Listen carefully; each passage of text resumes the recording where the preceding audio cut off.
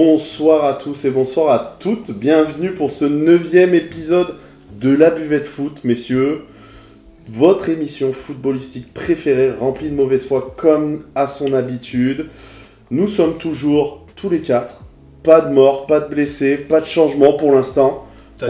Pourtant on n'est pas très bon, mais on est toujours là, toujours debout, comme disait Renaud, toujours vivant, toujours la banane. Mon ami Quentin, plein sourire. On voit des sourires, ça change. Toujours la banane plus que la semaine dernière. Ah mais bizarre. Quentin, un petit mot à dire. Le mood, aujourd'hui, lundi. Oh bah lundi heureux avec un beau week-end forcément. Quand tu passes des week-ends victorieux, t'es plus heureux le lundi. Et quand tu mets des crochets aux attaquants encore plus. Oh la Zinedine. Vivement qu'on fasse l'élection du gardien le plus élégant et le plus technique de R3. On va voir si t'es nommé. Benja. Bien mieux que la semaine dernière, c'est sûr. Hein. On va te retrouver au fond du canapé ou on va être le bombe torsé? Le bombe torsé. Un peu plus le bombe torsé. Ouais. Très bien. Le dos. Supporter Clément, le dos. Le dos va toujours bof, mais on oublie la douleur quand la victoire est là. Donc ravi de se retrouver ce soir. Bon, ben c'est parfait. Le programme de votre soirée en notre compagnie, très simplement, on va faire un retour sur la Ligue 1. On va essayer de faire une émission un peu plus condensée que d'habitude. On va essayer de durer 1h30, ça sera pas trop mal. Un peu moins de choses à dire aussi. Oui, beaucoup moins de choses à dire. Petit tour sur la Ligue 1. Qu'est-ce qui s'est passé dans notre chère et tendre Ligue 1 ce week-end? Le PSG, l'Olympique de Marseille, l'Olympique Lyonnais, Monaco, tout ça. Un petit peu, on parlera un petit peu du haut du classement et du bas du classement. Un tour dans l'Europe. Il s'est passé des choses ce week-end en Europe, donc on en parlera, que ce soit en Angleterre, en Allemagne, en Italie aussi, avec les nouvelles qui viennent de tomber. On essaiera d'en parler en improvisant, comme toute l'émission presque, mais... à la pointe de l'expertise. Exactement. Petit point Ligue des Champions, la finale approche. On connaît les deux finalistes. On s'amusera un petit peu à faire les pronostics. On finira par le foot auvergnat et le Puy. Pas de Chamalières qui n'a pas joué. Retour sur l'AS Saint-Genès-Champanel. Enfin, un retour, je l'espère, complet. Avec le sourire de la part de nos consultants préférés. Et un petit quiz de fin de soirée, comme à notre habitude. Ça vous va, messieurs? C'est parfait. De toute façon, si ça vous va pas, c'est pareil. Instant Ligue 1. Que s'est-il passé dans notre chère Ligue 1 vendredi soir? Commençons par le seul et l'unique vendredi soir. L'Olympique Lyonnais qui a vaincu Monaco à domicile sur le score de 3-1. Qui a regardé le match? Clément, je sais que tu as regardé le match. Ouais, tout à fait. Que dire sur ce match? Déjà, Lyon a, comme à son habitude, commencé par nous faire rire. On s'est bien marré dès la 10e seconde, même un peu avant finalement, parce que le ballon passe d'une certaine manière, donc on se dit que forcément, et moi j'ai souvent parlé de la défense lyonnaise, notamment de la défense centrale, j'aimerais bien savoir où ils sont sur cette action. Ben Yedder, il lui reste un petit coup de rein quand même, parce qu'il faut aller la gratter, mettre le petit crochet. Sortie de Lopez, je crois sincèrement que pour le coup, c'est plutôt Ben Yedder qui joue bien le coup. Ouais, et puis tu le vois dans son regard en fait sur l'action, tu sens qu'il va chercher ça, il sait que c'est ça qu'il doit aller chercher. Mais il le fait très bien, c'est-à-dire que le penalty indiscutable. Et puis derrière, malgré tout, ils ont réussi à revenir, que ce soit au score, même dans le jeu, à pas trop baisser la tête, alors qu'on le rappelle quand même, Lyon, ils n'ont plus rien à jouer, très clairement. Un peu d'amour-propre. Plus rien à jouer, un peu d'amour-propre. Alors que Monaco, et on va en parler parce qu'ils ont un gros match ce week-end face à Rennes en plus, leur place n'est pas du tout assurée en Europa League, et je sais pas sur combien. Déjà, ils sont sur 2 défaites d'affilée, ça c'est sûr. Avant, je crois qu'il y a un nul. Non, ils sont sur défaite contre Lyon, match nul face à Lille, victoire à Angers, défaite à domicile 4-0 contre Montpellier, défaite à Lens 3-0. Enfin, globalement, pour une équipe comme Monaco qui a cette 4 place points de sur championnat, 15 possible. Ouais, voilà, on est vraiment sur une dynamique qui est terrible. Et je pense qu'on l'a déjà dit il y a quelques semaines de ça. Monaco, ils sont en vacances, les mecs, quoi. Mais le problème, c'est que. Mais moi, j'ai l'impression que c'est chaque année. Mais c'est souvent Je comme me ça. souviens d'une saison où Lyon, Monaco, le dernier c'est match, souvent ils comme jouent l'Europe avec Monaco et ils leur mettent 6-1 au Groupama. Mais quand je parle du En fait, casino, c'est que la saison ouvre à peu près au mois d'avril-mai. Mais généralement, quand ils sont bien placés, et à cette époque-là de l'année, à ce moment-là, ils auraient quand même pu encore espérer, pourquoi pas, aller au moins choper la 3e. Et il se trouve que c'est pas du tout arrivé. Ils ont des résultats et puis des dynamiques d'équipe, il se passe rien, quoi. C'est-à-dire qu'il n'y a pas un joueur qui est satisfaisant dans cette équipe, quoi. Donc ça, c'est dramatique. Pas grand-chose à dire, si ce n'est que Lyon, du coup, a fait un match sérieux, correct. Et puis, je vais vous laisser parler de votre pépite. Hein. On salue avant de parler de nos plaisir, pépites, on va saluer Brisser, la légende, qui est dans le chat. Air Max 63 aussi. On vous passe le salam, comme on dit chez les jeunes. Et on va faire une petite transition. Salut les gars. Pep Frigo, Pep Fridge, quel joueur. Combien il a fini? 8ème du tournoi du Clermont Foot. Félicitations la Fridge. C'est bien mieux que la 19ème place, de d'autres coachs sur 24. Et défaite au pénalty contre Clermont quand même. Défaite au pénalty contre Clermont Foot. Frigo. Le Pep Frigo. Quel joueur. Et Timéo, capitaine de ton équipe aussi, qui est présent. Capitaine une fois sur deux, ils avaient décidé avec Enac. D'accord, ouais. 21h16. Timéo, école demain, tournoi fin de semaine, il va peut-être falloir penser hygiène de vie. À avoir une hygiène de vie, à pas prendre exemple sur les mecs qui sont à ma gauche, quoi. Dit-il. Bon. Repassons sur l'Olympique. Ryan Cherki, courant alternatif, ça fait longtemps qu'on l'avait pas dit ce mot. Qu'est-ce que nous fait Ryan Cherki? Quentin? Eh ben écoute, il a fait du Ryan Cherki tout simplement, hein, une première mi-temps très moyenne. Et puis il arrive en deuxième mi-temps, il met pas doublé, mais il fait une action extraordinaire sur le deuxième but lyonnais. Et sur le troisième aussi, on en parle peu parce que sa roulette zidanesque nous a tous fait parler, mais le deuxième but est vraiment exceptionnel, hein. Le contrôle, la petite fin de corps, exactement, fin de corps, il se décale parfaitement, il enroule fort. Non, très très très très fort, mais c'est du Ryan, c'est décevant. Après, on va pas résumer l'Olympique Lyonnais à Ryan Cherki parce que c'est pas lui le meilleur joueur de l'Olympique Lyonnais. Le meilleur joueur, c'est le général Lacazette, et il l'a prouvé encore une fois. C'est lui qui a porté l'équipe au départ sur la première mi-temps pour aller chercher ce premier but. Donc voilà, simplement pour Lyon, effectivement, il n'y a plus trop d'enjeux, si ce n'est de reconstruire petit à petit l'équipe, donc avec Lolo White pour le moment. On verra si ça continue comme ça. Mais pour revenir sur Monaco, comme vous disiez, en fait, Monaco, c'est clairement l'équipe qui, à chaque fois, va chercher son Europe un peu en avance. Et puis, à à chaque fois, ça floppe. Donc on est quand même sur une équipe, sur un club fort de notre Ligue 1 qui se qualifie toujours en Coupe d'Europe, mais qui nous déçoit tous les ans. Tous les ans, ils arrivent en Coupe d'Europe, on a un petit espoir, et puis au final, ils se font éliminer par des équipes où on est de seconde zone. On est déçu à chaque fois par cette équipe. On ne sait pas ce qu'ils veulent faire. Là, pour la semaine dernière, moi je disais que c'était une fin de cycle un petit peu pour l'AS Monaco, pour cet effectif, avec du Fofana, du Disasi, etc. Peut-être même du Ben Yedder. Mais clairement, moi, j'ai envie qu'ils se fassent punir sur cette fin de saison, et notamment à Rennes, qu'ils se fassent sortir et que ça apprenne ce club qu'il faut avoir une politique cohérente. Leur directeur sportif part à la fin de saison, leur coach, on ne sait pas aussi s'il va rester. À un moment donné... j'ai plus envie de les voir. J'ai envie de les voir sortir de ce top 5. Ils donnent aucune émotion à leurs supporters, et pourtant ils ont un effectif des vrais joueurs. Ils ont vraiment un des plus gros effectifs de Ligue 1. Hein. Je veux dire, c'est tout à fait comparable à Marseille, c'est tout à fait comparable vraiment au top. Alors bon, outre Paris à la limite, et encore presque, hein, sans quelques joueurs d'aussi grande qualité. On enlève les trois soi-disant magiciens de Paris. Franchement, ils ont un effectif qui est vraiment intéressant pour la Ligue 1. Normalement, ils doivent jouer la deuxième, quoi. Oui, après, ils n'ont pas de star. Ils ont un effectif solide. Après, il manque... Ouais, mais par exemple, ils n'ont pas de gardien. Enfin, ils n'ont pas un gardien niveau Europe. Mais d'ailleurs, ça c'est fou. Nubel, moi, je pensais qu'il avait un meilleur niveau que ça, ou qu'avec un peu de temps, il s'améliorerait. Non. Il est vraiment pas fou. Il est vraiment pas bon. Non, il est nul. Mais c'est vrai que quand tu regardes la compo, t'as quand même... Disasi, c'est quand même pas mal. C'est pas des grands noms comme vous dites, mais c'est des joueurs solides, c'est des bons joueurs de Ligue 1. Ouais, Fofana, c'est pas mal. Surcoté pour moi, c'est deux là. Ouais. Golovin, très bon joueur.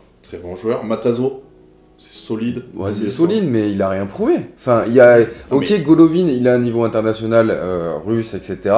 Ben Yedder a eu un niveau européen, mais comme Voland, ils sont quand même un peu... Ils commencent à être sur la pente descendante. Mais Eddy Sassi, Fofana, ils sont un peu sous-cotés, donc... Enfin, un peu surcotés, pardon, pour moi. Donc, il y a un très bel effectif, mais cet effectif n'a rien prouvé. Enfin... On rigolait la dernière fois avec le jeu quand tu vois que tu as des Gelson Martins, t'as Ben Seguir qui est d'ailleurs nommé dans les meilleurs espoirs du trophée UNFP. Moi je trouve que c'est un peu abusé, bref, c'est un autre sujet. Mais quand tu vois que ce gamin, certes qui est bon, mais qui est titulaire à Monaco, certes il y a un bel effectif, mais moi j'en peux plus. J'en peux plus. On a dans le chat The Wizard 32 qui nous dit Cherki le nouveau Zidane. On répondra pas à cette question, hein. Tous ceux qui ont été traités de nouveau Zidane, de toute façon, on les embrasse. Faut pas lui souhaiter. Non, faut pas lui souhaiter. On a Queen Bix qui nous passe le bonjour. Enfin, le retour de la Denisette Queen Bix. C'est énorme, putain. Qui fait pas la grève de la buvette, en tout cas. Et on a Air Max 63 qui nous dit quand même Lolo Blanc a fait du bon taf. Lyon dans les meilleures équipes des matchs retour. Ouais, du bon taf, mais... Quelle réaction à ce... L'évolution du taf, c'est de passer de la 9ème quand tu reprends l'équipe à 7ème, quoi. Ouais, mais... Donc là, le taf, tu peux... Ouais, mais moi, là, j'ai les stats. Si tu peux prendre les 15 ou les 20 derniers matchs de championnat, donc ce qui correspond un petit peu sur la phase retour. Sur les 15 derniers matchs, Lyon est la 3e équipe de Ligue 1, à 3 points de lancer du PSG. Donc c'est 30 points. Sur 15 matchs. Ouais, mais quand tu fais qu'un quart de saison ça suffit pas, quoi. Oui, bien sûr. Mais sur les matchs retour, il est arrivé avant la Coupe du Monde. C'est pas transcendant le jeu, je suis d'accord. C'est pas transcendant.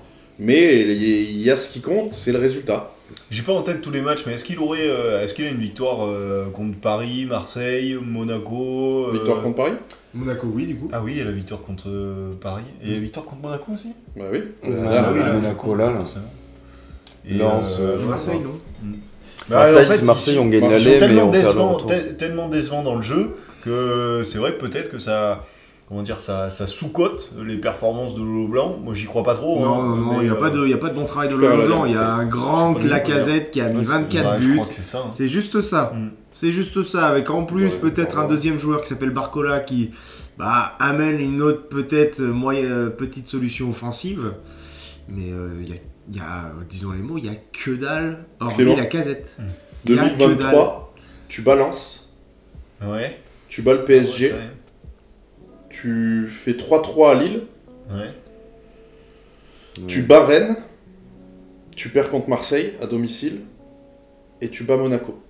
Ouais, c'est quand même vraiment un bilan pas dégueu, tu vois. Oui, le bilan il est pas dégueu. En posant la question, je me disais, mais je pense pas que mais t'as pas un match référence, t'as pas le Lyon dans le jeu. J'ai pas le match en tête, pourtant. Non, mais moi les matchs je les ai en tête. Lyon-Rennes est catastrophique et ils gagnent comme ça. Oui, t'as le droit de gagner. J'ai pas dit le contraire. Et pendant un quart d'heure ils se font bouffer et après ils se réveillent. Lyon-Lille, c'est Lacazette qui met triplé ou pas loin et c'est absolument immérité de faire match nul. Donc après, faut aussi, t'as le droit de gagner, t'as le droit de faire des matchs nuls, mais les résultats, faut aussi les analyser en voyant ce que t'as en face. Ouais, c'est ça. Et le contenu de Laurent Blanc, moi je suis d'accord avec Benja. Je suis désolé, mais il n'y a rien. À chaque fois que tu regardes Lyon, t'as quelques bribes, tu vois, t'as Montpellier, t'as Lille justement, tu as accroché quelques résultats, mais en fait tu vibres avec eux sur des trucs inespérés. En fait, quand il n'y a plus de maîtrise tactique dans le match et que ça part en vrille, c'est là où ils sont les meilleurs. Donc à un moment donné, qu'est-ce qu'on demande à Laurent Blanc ? C'est justement de maîtriser et de dominer ce genre de match.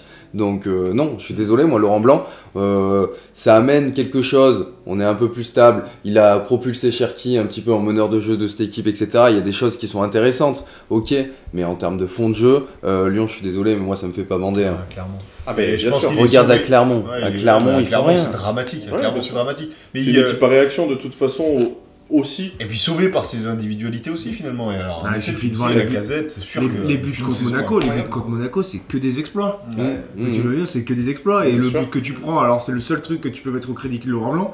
Enfin, je sais pas si tu le mets au crédit, mais c'est que l'équipe sombre pas grâce à Lacazette qui garde cet espoir, mais aussi parce qu'il a un effectif. Quand t'as Diomandé, il suffit de revoir le but qui est pris, c'est dramatique l'erreur qu'il fait encore. Bien sûr. Alors malheureusement derrière Lopez, il essaie de rattraper les pots cassés.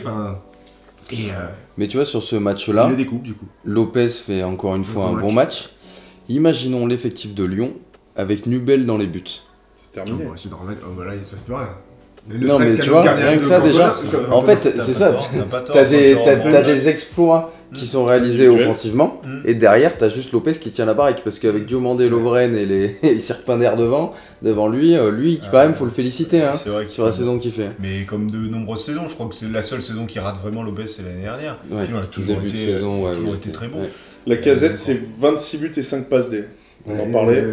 Est-ce qu'avant la Casette, même depuis la Casette, depuis son départ et depuis qu'il est revenu, il y a eu un mec qui a mis autant de buts que lui? Non. Ouais. À Lyon? Non, c'est sûr que non, mais même avant lui, j'ai pas de souvenir d'un mec qui a mis autant de buts. Franchement, ça doit être une belle stat. Non, Mariano, je pense qu'il était à sa vingtaine de buts quand il est venu. Il était à sa vingtaine, mais il était pas 26. Oui, pas 26. Mais avant, tu avais qui? Tu pouvais avoir peut-être du Lisandro Lopez ou du Bafé Gomis qui était monté à 25. Lisandro, c'est même avant la Casette. Oui. La Casette, il a mis 28 buts en 2016. Oui. Déjà. Et Mariano Diaz, ça mettait combien de buts? Attends, pas sûr de chercher du saison par saison, mais. Pas parce qu'il a mis 3 puffs de loin. Ouais, non, mais on peut. Ah si, je t'assure qu'il a mis vraiment pas loin des 20 buts. Qui ça, Mariano? Si. Après Memphis aussi, il a porté l'équipe. En vrai, encore une fois. Après Memphis, parce qu'il faisait carrément. C'était un petit peu. À ce moment-là, c'était plus comparable à la Casette dans le sens où il faisait tout. Ouais.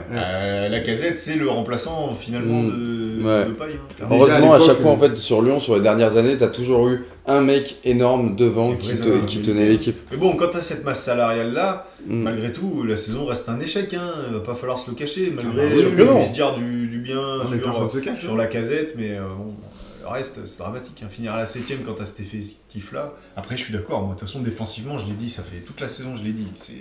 Ils ont pas une seule individualité derrière, si ce n'est Lopez. Dembélé, saison 2021-2022, 21 buts. Troisième meilleur buteur de Ligue 1. Depay, la saison d'avant, 20 buts. Troisième meilleur buteur de Ligue 1.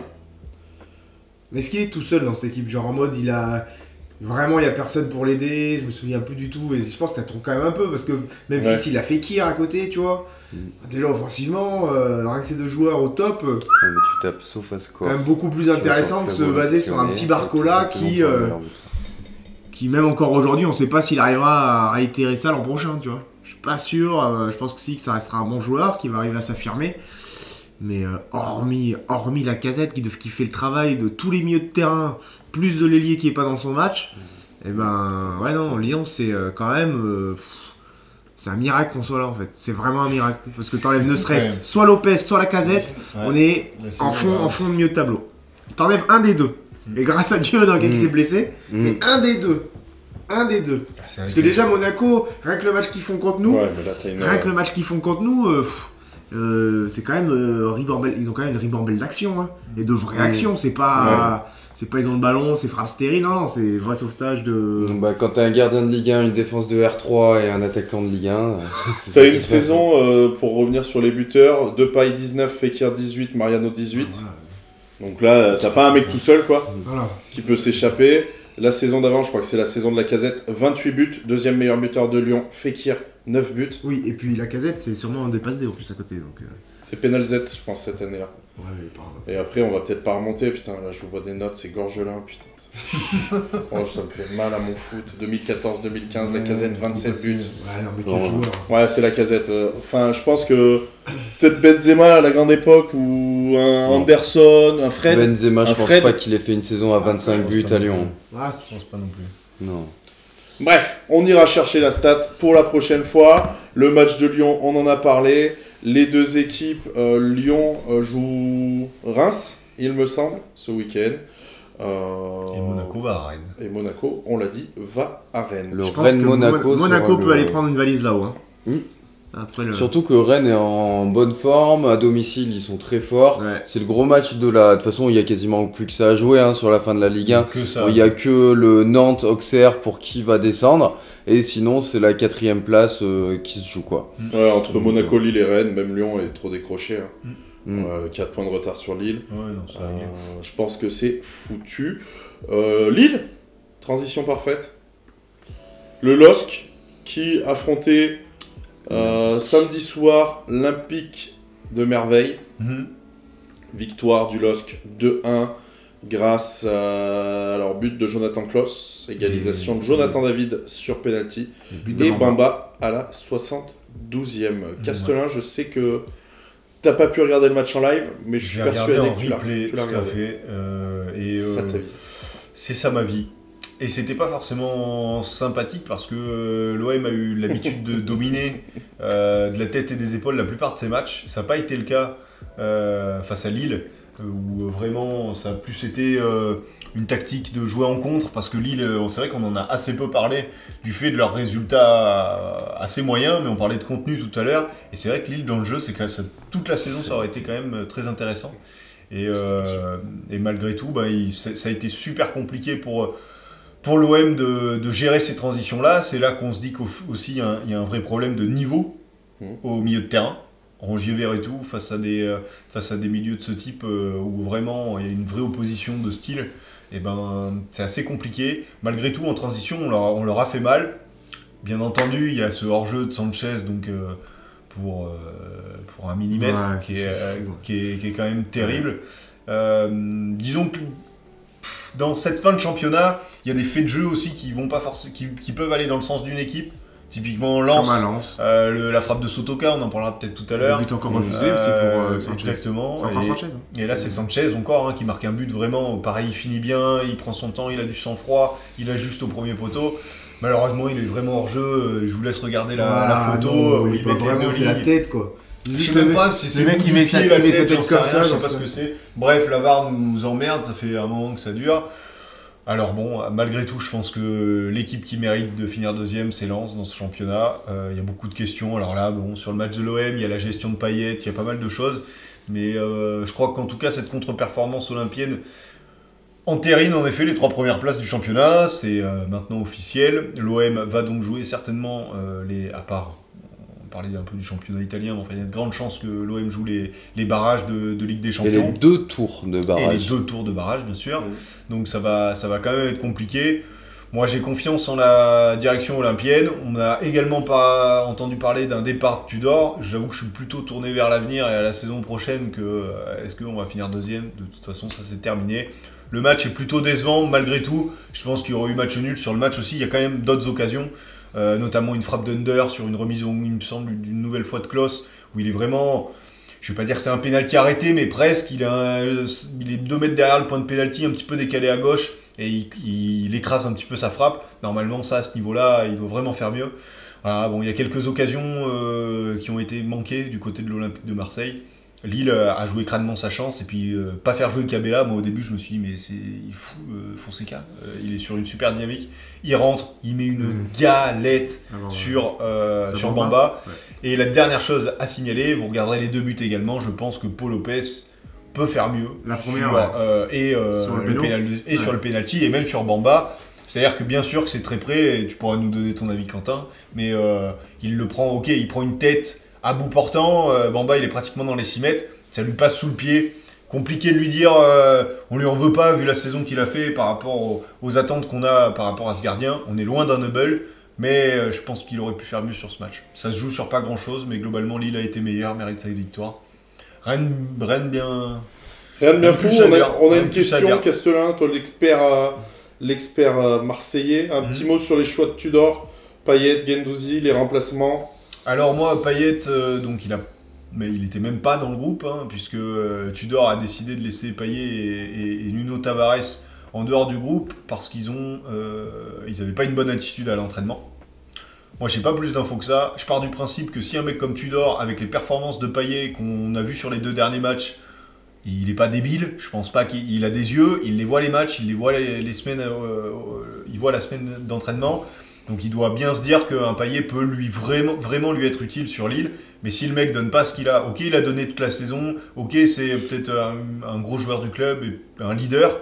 Mais si le mec il est leader et qu'il fait la gueule parce qu'il sait qu'il va être remplaçant, eh ben moi je suis d'accord avec Tudor, ça reste à la maison. Clairement. Et Guendouzi, c'est pas pour ce qu'il nous aura apporté sur la deuxième partie de saison. Voilà, à un moment donné je pense qu'il a eu un coup de mou, il a eu du mal à s'en remettre. Tudor lui a moins fait confiance, c'est un joueur qui est sur le départ. Je pense que Tudor a fait d'autres mauvais choix dans la saison. Plutôt que cela. J'espère simplement que c'était pas le dernier match de Payet sur le maillot de l'Olympique de Marseille.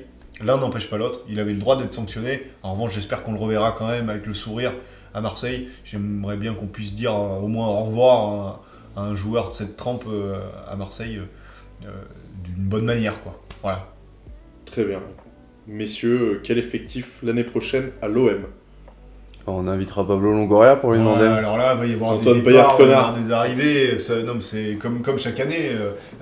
Antoine, je sais très bien, l'année dernière, il y a eu 10 départs, 10 arrivées.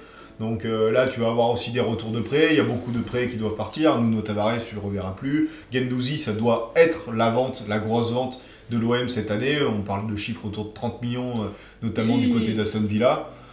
Donc pourquoi pas, je veux dire, c'est un joueur qui a déjà joué en première ligue, donc je pense que ça explique un peu le prix aussi, puisqu'il a quand même plutôt bien réussi à Arsenal dans un Arsenal médiocre, mais à 19 ans être titulaire en numéro 6 à Arsenal, c'est quand même pas dégueu, donc je pense qu'il a laissé une trace, puis il a quand même fait 2 bonnes saisons à l'OM. Franchement, c'est un joueur qui a été super important, notamment l'année dernière sous Sampaoli, il nous a régalé, cette année un peu moins sous Tudor.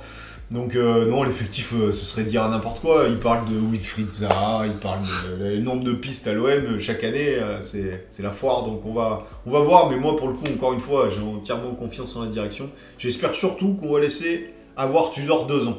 Je suis pas le plus grand fan, mais j'espère qu'on va garder le coach 2 ans. Parce que si vraiment tous les ans, on doit changer et de coach, et de joueur, et de projet de jeu...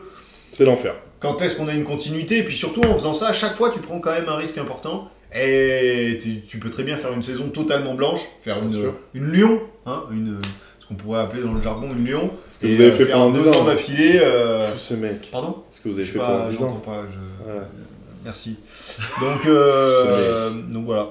On verra, non, l'effectif, ce serait dire n'importe quoi, dire ouvrir Foot Mercato et dire tiens, telle rumeur, on verra. Il y a des joueurs cadres qui vont rester, Verretou, Rongier, voilà, il y a des mecs qui vont rester maintenant. Avant même d'imaginer les recrues, c'est déjà savoir si Vitinha va s'affirmer, savoir si Sanchez va rester, tu vois, des mecs importants, quoi, parce que Sanchez, lui, avait des envies de Ligue des Champions, et donc la Ligue des Champions, pour lui, ça passait par une qualification directe.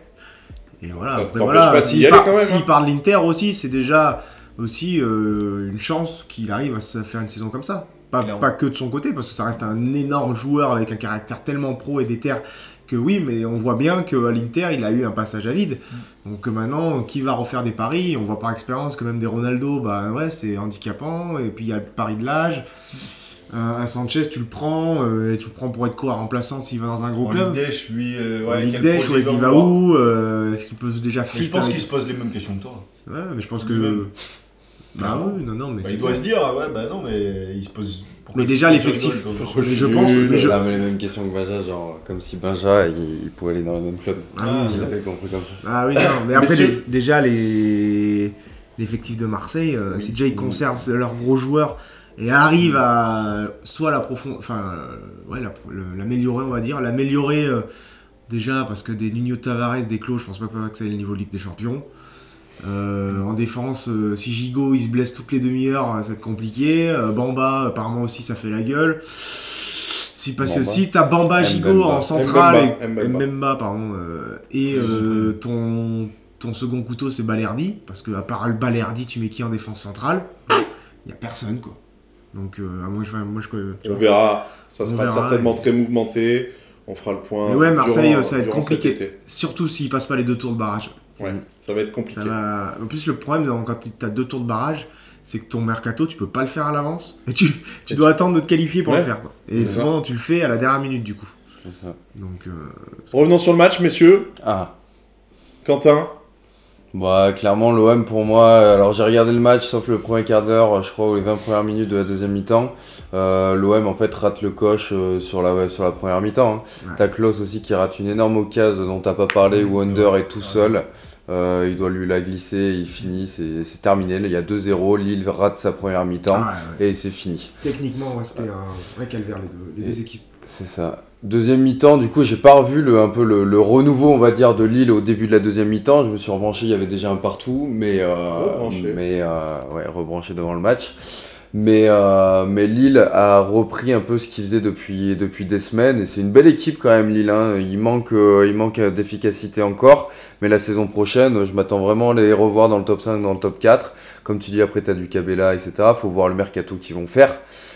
Tu vas avoir un gardien, parce que là c'est pareil, on a 2 gardiens, du coup tu parlais des gardiens tout à l'heure, mais un Lucas Chevalier qui est aussi fautif sur le premier but, et un Paul Lopez. Pour répondre à ce que tu disais tout à l'heure, je vous invite vraiment à faire, tu vois, à suivre un centre et un mec qui te met une tête devant toi à 3 mètres, c'est compliqué d'intervenir, c'est compliqué.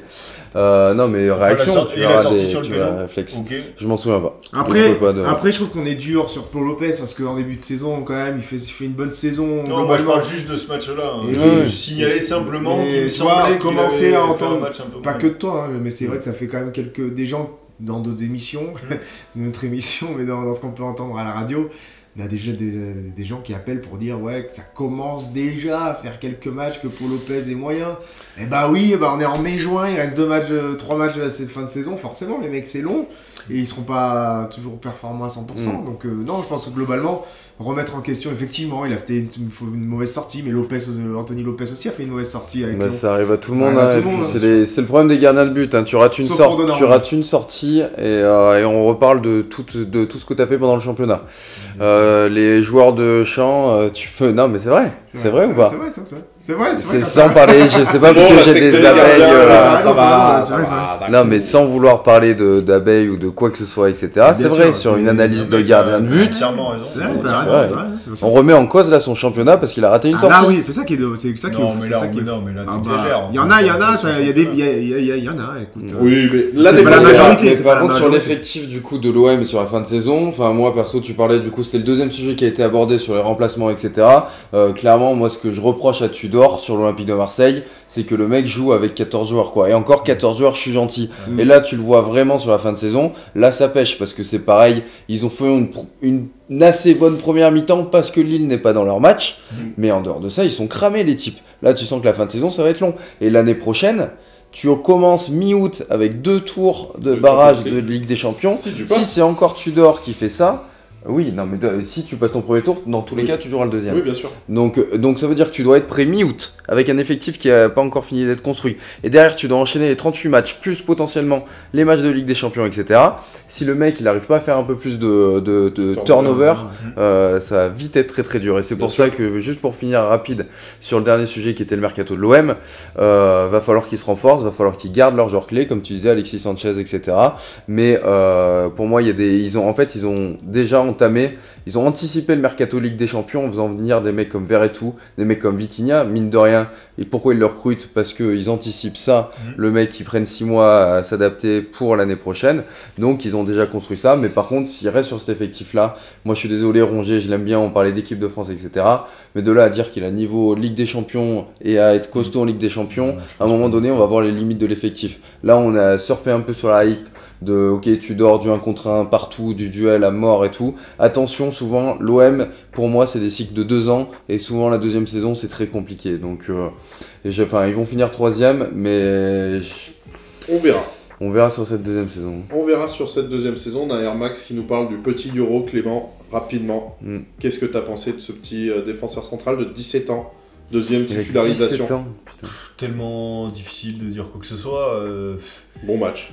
Ouais, bon match dans l'ensemble. Maintenant, c'est pareil. Quelle continuité? Qu'est-ce qu'on va en faire?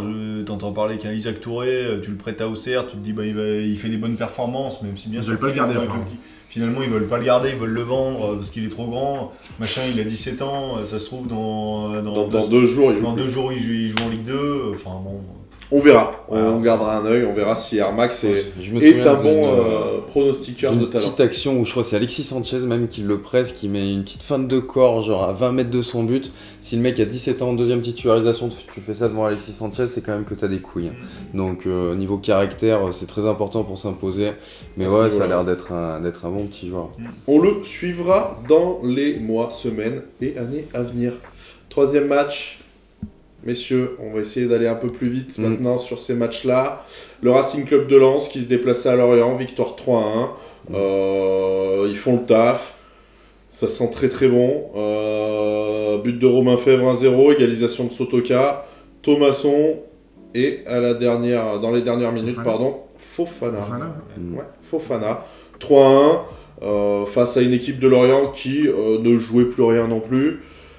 Pour autant, Lens a pu profiter du coup du faux pas de Marseille. Et c'est là que tu te dis que c'est exceptionnel. Moi j'en parlais tout à l'heure, le but de Sotoka, encore une fois, je vous invite à le regarder. Les mecs ils peuvent faire ce qu'ils veulent. Hein. Là, le contre, ça va lober le gardien. Bien sûr. Enfin bref, mais bravo à eux, encore une fois, on parlait de supplément d'âme aussi la semaine dernière ou il y a 2 semaines. Ils l'ont vraiment, hein, que ce soit dans l'effet de match, mais aussi dans la volonté et dans ce qu'ils mettent comme ingrédient dans les matchs. Sincèrement, c'est une équipe complète. Pour le coup, en effet, Francaise aussi, il compte sur un groupe élargi. Il n'hésite pas quand même à faire des changements. Recrutement intéressant cet hiver aussi. Donc tout est très bon. Ouais, quand tu vois comment Fulgini, Thomasson, tous ces mecs-là sont intégrés directement dans l'équipe. Ouais. Non, c'est bien. Franchement, mérité pour Lens. Et pareil, on parlait de transition aussi. Attention, paraît-il que tu as déjà des offres sur Danso, tu as déjà des offres sur Openda, Fofana veut partir, ça va être énorme. Hein. Ça va être Fofana qui voulait partir. Fofana, il veut partir. Apparemment, il a envie de se chauffer dans un gros club. Le mec vaut 30 millions et apparemment il y a des vrais clubs qui sont sur lui. C'est logique. Et lui aussi. Au vu de cette saison, c'est logique. Info RMC, bien entendu. Lui aussi, ce serait déclaré comme. A déclaré avoir des envies de se challenger à un plus haut niveau. Ce qui s'entend parce qu'effectivement, le mec il fait quand même des prestats monstrueuses et puis après il a surtout un physique, il a tout ce qu'il faut pour jouer plus haut quoi. Au-delà d'avoir un pied, il a surtout il a tout ce qu'il faut, ce que tu peux voir dans le niveau. Il a 28. Ouais, il approche la trentaine. Donc moi, c'est maintenant quoi, c'est-à-dire que c'est ça. C'est à cause de lui que j'ai pas fait carrière.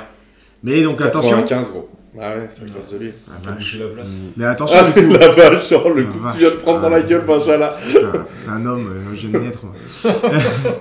Mais ouais, attention à Lens, l'an prochain, ça serait magnifique qu'il reste, mais... En fait, le truc, c'est qu'ils vont se qualifier, ils font une saison exceptionnelle, ils peuvent se qualifier en Ligue des Champions. Budget de 100 millions apparemment l'an prochain. Ouais. T'as quand même l'idée de te dire, est-ce que je reste à Lens pour vivre des émotions, quitte à ce qu'on se fasse rouster la gueule, qu'on n'arrive pas à réitérer l'exploit entre guillemets en championnat et que ma carrière elle soit niquée, parce que ça peut aller aussi vite dans un sens comme dans l'autre, même si t'as quand même des acquis au niveau des qualités, ou est-ce que je surfe sur la vague, full réussite, j'ai des clubs, vas-y je vais tenter ma chance. Mais généralement les coachs faut pas les rater hein, dans une carrière, que ce soit pour les joueurs, les entraîneurs. Généralement, faut pas les rater. Parce que le train, des fois, il passe pas 2 fois. Comme le club, on part. Donc, mais comme pour le club, parce que le club, s'ils peuvent vendre un joueur à 50 millions ou à 40, le pari, il faut le faire maintenant. Quand t'es Lens. Chacun nos refs.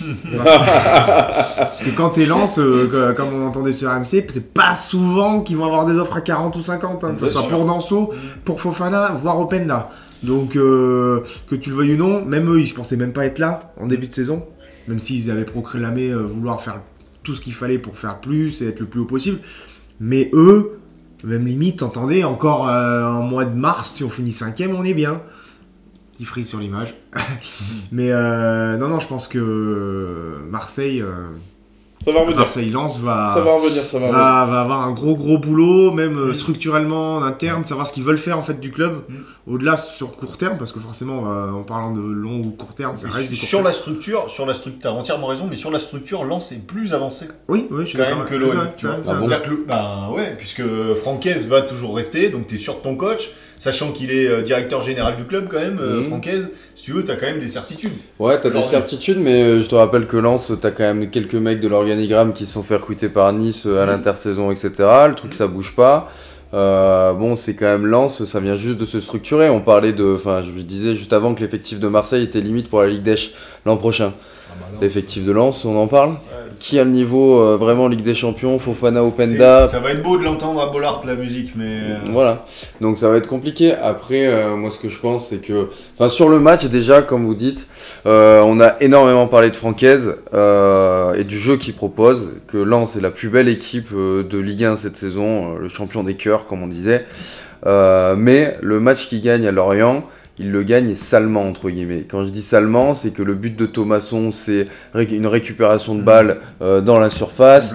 Sotoka, et alors par contre, il a le courage d'un mec de niveau Ligue 2 qui arrive et qui va se projeter vers l'avant, qui va aller frapper, qui pousse en fait, parce que il va provoquer sa chance. Et ils arrivent à gagner comme ça. Donc à un moment donné, c'est aussi le truc ils ont réussi à gagner des matchs en ayant des actions magnifiques, en étant poussés par un public. Et là, tu vas jouer à Lorient. Alors, c'est pas le public le plus austère, mais ils arrivent quand même à provoquer ça. Après, ouais, sur Lens, c'est clair que Ligue des Champions, ça va être un peu compliqué la saison prochaine. Je savais pas que Fofana voulait partir. Après, moi, je vois des mecs genre un Fofana. Alors, s'il a envie d'aller voir ailleurs, moi, je comprends, parce qu'effectivement, c'est le moment de sa carrière où il peut le tenter. Mais Openda, c'est sa première saison. Moi, à sa place, je reste. Brice Samba, il va pas partir. Il y a plein de mecs en fait qui ont une première opportunité. Mais t'es jamais à l'abri. T'es jamais à l'abri. Le problème de la Ligue 1, tu le sais aussi bien que moi. T'es jamais à l'abri d'un 30 août où t'as un club anglais qui arrive. Bonsoir, propose le double que ce que le mec vaut, et là ça tremble, les genoux tremblent et ça y va, et le mec il part à Nottingham ou je sais pas où. Donc ça peut arriver aussi. Donc malheureusement ça c'est un vrai problème de la Ligue 1. J'espère surtout, parce que c'est déjà arrivé, d'ailleurs quand Fofana a prolongé, faut pas oublier qu'il avait déjà des propositions d'ailleurs. Il a décidé de prolonger en tant que capitaine, meilleur joueur pour une nouvelle saison. La saison est une réussite totale. Donc aujourd'hui, qu'il aille lui à la limite tenter sa chance, mais il faudrait vraiment que ce soit pratiquement la seule perte. À la limite, lui un défenseur, puisqu'à mon avis, entre Medina ou Danso, ils vont en perdre un des deux. Mais ça, à la limite, deux joueurs, tu te dis, bon, bien sûr qu'un Fofana ça fera mal, mais dans un effectif comme celui de Lens, tu pourras peut-être essayer de faire mieux. Après, c'est ça le truc, c'est que tu vois, t'as des joueurs, typiquement Sotoka, c'est niveau, bon, maintenant il est niveau Ligue 1, mais tu vois, c'est des. Enfin, je sais pas pourquoi je pense à Sotoka, mais tu vois, des Gradit, des mecs comme ça, etc. Enfin, à un moment donné, tu vas vite être confronté. Alors, poussé par Bollard, ça peut prendre le niveau, mais. Donc, on a 3 questions sur lesquelles on va répondre rapidement depuis. Ça y est, la caméra est revenue. On a Brice qui nous dit que Lens est clairement la meilleure équipe de Ligue 1 cette année. Pep Frigo qui nous dit que Lens mérite tellement d'être champion de France. Et on a une question d'Antoine Paillard-Connard qui nous dit: les joueurs ne sont-ils pas en sur-régime? C'est un peu ce qu'on disait. Enfin, ils sont structurés par le jeu produit, demandé et proposé par Francaise. Ils sont clairement un petit peu en sur-régime. On disait déjà presque ça l'année dernière. Donc, et pourtant, ils n'ont pas du tout fini à la même place. On verra l'année prochaine. Attention, 1 ou 2 mauvais choix du mercato, 1 ou 2 blessures, ça peut aller vite. Oui, c'est la meilleure équipe de Ligue 1. Je te vois faire la moue, Quentin. Bah, c'est la meilleure équipe de Ligue 1. Oui, cette saison, c'est la meilleure équipe de Ligue 1, mais malgré tout, Paris, normalement, c'est parce que Paris a été nul. La meilleure équipe de Ligue 1. Ils ont été meilleurs parce que Paris a été nul. C'est la meilleure équipe. Ils n'ont pas les meilleurs joueurs, c'est la meilleure équipe. Exactement, je suis d'accord avec ta remarque. Et quoique Paris n'a pas forcément les meilleurs joueurs en plus. Ils ont juste 3 très bons joueurs. Rennes, messieurs. Passons à Rennes. Rapidement, le Stade Rennais, 5-0 à Ajaccio, 4-0 mi-temps. Ajaccio, on les embrasse. Amine Gouiri, premier triplé de la carrière, je crois. Sa carrière. Plus haut bilan qu'il fait dans sa carrière, 14 buts. 14 buts. Commence à s'installer. Lovro majeur, par contre, juste Lovro majeur, magnifique joueur. Par contre, il y a une action qui est incroyable, je crois, sur son 4e ou 5e but. Il fait la première passe où il fait la transversale de l'autre côté. Et sur l'action, tu vois, le mec fait la passe, magnifique. C'est ce qui fait tout le décalage. Et le mec se met à marcher juste après. Et tu vois en fait que clairement c'est ça qui va lui manquer pour aller voir plus haut. Si le mec il a pas envie, tu vois Bourigeaud qui lui court, qui passe à côté de lui. Et en fait c'est à un moment donné, si tu veux jouer plus haut, bah tu prends l'exemple d'un Fofana, faut courir partout. Clermont-Brest, défaite de Clermont qui met fin à sa série. Brest qui assure le maintien officiellement avec cette victoire contre le Clermont Foot 2-1. Il y a un Clermont Foot qui avait bien fait tourner. Oui. En mettant Oparine Dioko, mais ils n'avaient pas le choix parce qu'il était suspendu, Dio, c'est ça? Non, blessé. Et il y avait qui d'autre titulaire? Il y avait un autre, Magnan aussi. Bon, en vrai, t'avais quasiment l'équipe, quasiment une équipe type. T'avais ta défense type, donc hormis Moridio. Ensuite, t'avais Gastien Magnin en 6. T'avais Neto et à droite Alevina. Et devant, t'avais Cham, Rachani et Caïd. Donc t'avais quasiment ton équipe type. T'as raison au final. Mais bon, déjà, Oparine Dioko, c'est quand même autre chose. Que Moridio, certes. Après, moi, je le trouve pas fautif sur les buts. Hein. Non, clairement pas. Peut-être le premier, je pense que Dio, il prend le même. Le deuxième, pardon. Le deuxième où il lui met entre les jambes Steve Mounier. Steve Mounier. Steve Mounier. Moi, je trouve que Brest, ils ont quand même une équipe. 2-3 vrais joueurs. Offensivement, Le Doiron, même s'il a pas marqué. Sur la saison, c'est un vrai neuf. Hein. Ouais, aussi. il met plus de 10 buts, je crois. Del Castillo. Honora, Del Castillo, Mounier, bref, moi je suis sûr que Le Doiron. Les Melou, c'est des mecs qui ont. Moi je suis surpris de leur bon bagage, quoi. Ça pourrait être Après, un meilleur effectif que Clermont. Oui, mais il faut une bonne. Voilà, exactement. Ils font une bonne fin de saison, mais attention à la première partie de saison. Kenny Lala, gros, ils ont Kenny Lala. Oui, non, mais je parle pas des résultats, je te parle des joueurs intrinsèques. Mais c'est des mecs qui en Ligue 1 ont. Chacun à leur moment ont fait quelque chose, sont pas si vieux, donc effectivement, comme vous dites, intrinsèquement, ils ont un meilleur effectif. À un moment donné, après, quand tu fais le cimetière des éléphants, c'est pas parce qu'un mec a fait quelque chose dans sa carrière que. Le cimetière des éléphants. Oui, mais il dit il y a quelqu'un qui a fait quelque chose dans sa carrière. Tu peux pas faire une équipe que comme ça. Bah, tu peux pas faire. Mais là, c'est que des mecs qui ont réussi au moins 1 ou 2 saisons en Ligue 1. Tu les prends individuellement. Mounier, il est parti pourquoi? Il est parti en Angleterre. Ouais. Il a joué en Angleterre, il a joué en Championship. La Championship. Il a joué en Championship, c'est le niveau Ligue 1 Championship. Bah, donc il a un bon niveau. Oui, mais c'est des joueurs niveau Ligue 1. Non, ils sont à leur place. Ils sont entre eux au maximum. Ils sont à leur place, ça veut pas dire. Ça veut pas dire qu'ils peuvent jouer plus haut. Ah non, mais ils ont quand même. Attends, Pierre Lesmelou, il était pas titulaire à Norwich. Ouais, mais là aujourd'hui on dit ça. Là aujourd'hui on dit ça parce que c'est des mecs qui sont 14e de Ligue 1. Je vous rappelle qu'on se parle le 1er juillet 2022, on regarde les effectifs. On n'aurait pas mis Lens 2e du classement en fait. Ouais. Donc en fait, si Brest, oui, mais ok, ils passent à côté de leur première partie de saison. Donc si Brest en fait fait un championnat en sur-régime, on n'a pas cette discussion en disant ouais c'est juste des joueurs de Ligue 1. Une bûche. Hein. Non mais les gars, qui a le niveau au Clermont Foot de Pierre Lesmelou? Est-ce que Pierre Lesmelou est titulaire au Clermont Foot? Non. D'accord. Ah ok, bah super. Est-ce que Honora est titulaire au Clermont Foot? Honora, c'est possible. Oui, Honora, oui. Ok. Est-ce que Del Castillo est titulaire au Clermont Foot? Pas sûr. Bah, je pense qu'il jouerait avant Cham, peut-être pareil que Kawi. Non, mais vraiment, mais Brest. Rachani joue avant Del Castillo? Oui. Bah ça se joue sur une saison, c'est du même niveau. D'accord, va voir les stats de Rachani cette saison. Je sais pas si t'as vu Rachani, j'ai un doute quand même. Rachani quand même, gros, cette saison, c'est feu de paille. Hein. Mais Mounier, Le Doiron tous les jours. Et Del Castillo, qu'est-ce qu'il a? Après, c'est toujours pareil. Del Castillo, il a passé par Del Castillo, il a rien fait, gros. Il a rien fait. Il a juste fait Brest, gros. Et puis attention, à la limite, là, il a marqué 5 buts. Tu vas nous dire, ouais, il a marqué 4 buts, il fait 3 passes décisives, on en a rien à foutre. Mais qu'est-ce qu'il a fait dans sa carrière? C'est ça. Est-ce qu'il joue à la place de Clermont? Son plus grand accomplissement, c'est qu'il est formé à Lyon, c'est tout quoi. Formé à Lyon, 17 buts en Ligue 1 quand même, en 193 matchs. Non mais Combien 17 buts. Il a marqué combien de buts en Benjamin? Ouais mais je vais pas me répéter, 180 matchs. Je viens de te le dire, 193 matchs. Un but tous les 10 matchs. Un but tous les 10 matchs. Et bah, tu veux qu'on aille voir les stats dans les clés? Moi ce qui m'intéresserait c'est de savoir quand 3 vire son coach, ils sont 13e. À quelle place, à ce moment-là précis, Brest est? Il me semble je pense qu'ils sont 17 ou 18e. Et ils sont nuls.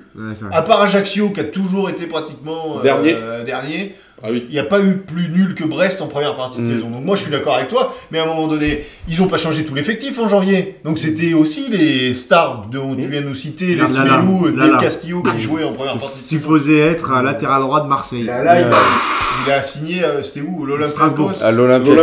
Et il joue même pas. Non mais clairement Brest c'est très bien qu'ils se maintiennent. C'est une équipe qui joue le maintien tous les ans, mais c'est tout.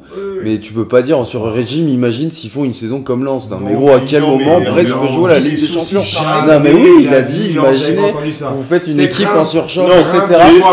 J'ai pas dit ça. J'ai dit, s'ils font une saison en sur-régime, comme on était en train de le dire, si Lens était en sur-régime. Je te dis pas, je t'ai dit au 1er juillet, est-ce qu'on aurait parié que Lens était deuxième? Sur-régime, Reims, ils sont 9e. Voilà, allez, c'est sur-régime, les mecs, ils sont rouges. C'est vrai. Clairement, sur-régime, on est 8e, tu vois. Bah, clairement, sur-régime, bah, pour moi, Clermont a un moins bon effectif individuellement. On l'a dit encore tout à l'heure. Ah, mais c'est valable pour tous les. En fait, tu sais pourquoi on dit ça? Je pense qu'ils ont tellement de joueurs, ils ont beaucoup plus de joueurs que Clermont, c'est surtout ça. Ils ont des joueurs qu'on a vus depuis plus longtemps. Mais non, mais parce que nous, Clermont, oui, il y a ça aussi. Parce qu'il y a peut-être plus de. Nous, on a été en Ligue 2, donc on a rarement vu en Ligue 1 aussi. Mais attention, quand on dit, est-ce qu'ils ont un meilleur effectif, se dire qu'on prendrait Mounier. Alors, Mounier, je le prends. Je le prends. Mais Le Doiron. Imaginons le Doiron, même si j'aime Le beaucoup ce Doiron, qu'il c'est sa propose. première saison. Le Doiron, tu le fous à Clermont, qu'est-ce qu'il dit que machin, il va être bon. Regarde Garbage, il finit à combien de buts à Clermont, il part à Lorient. Pour 10 millions, il fait. Et puis c'est pareil, faut pas oublier que t'as aussi des bons joueurs. Par exemple, Kay, il réussit complètement sa saison.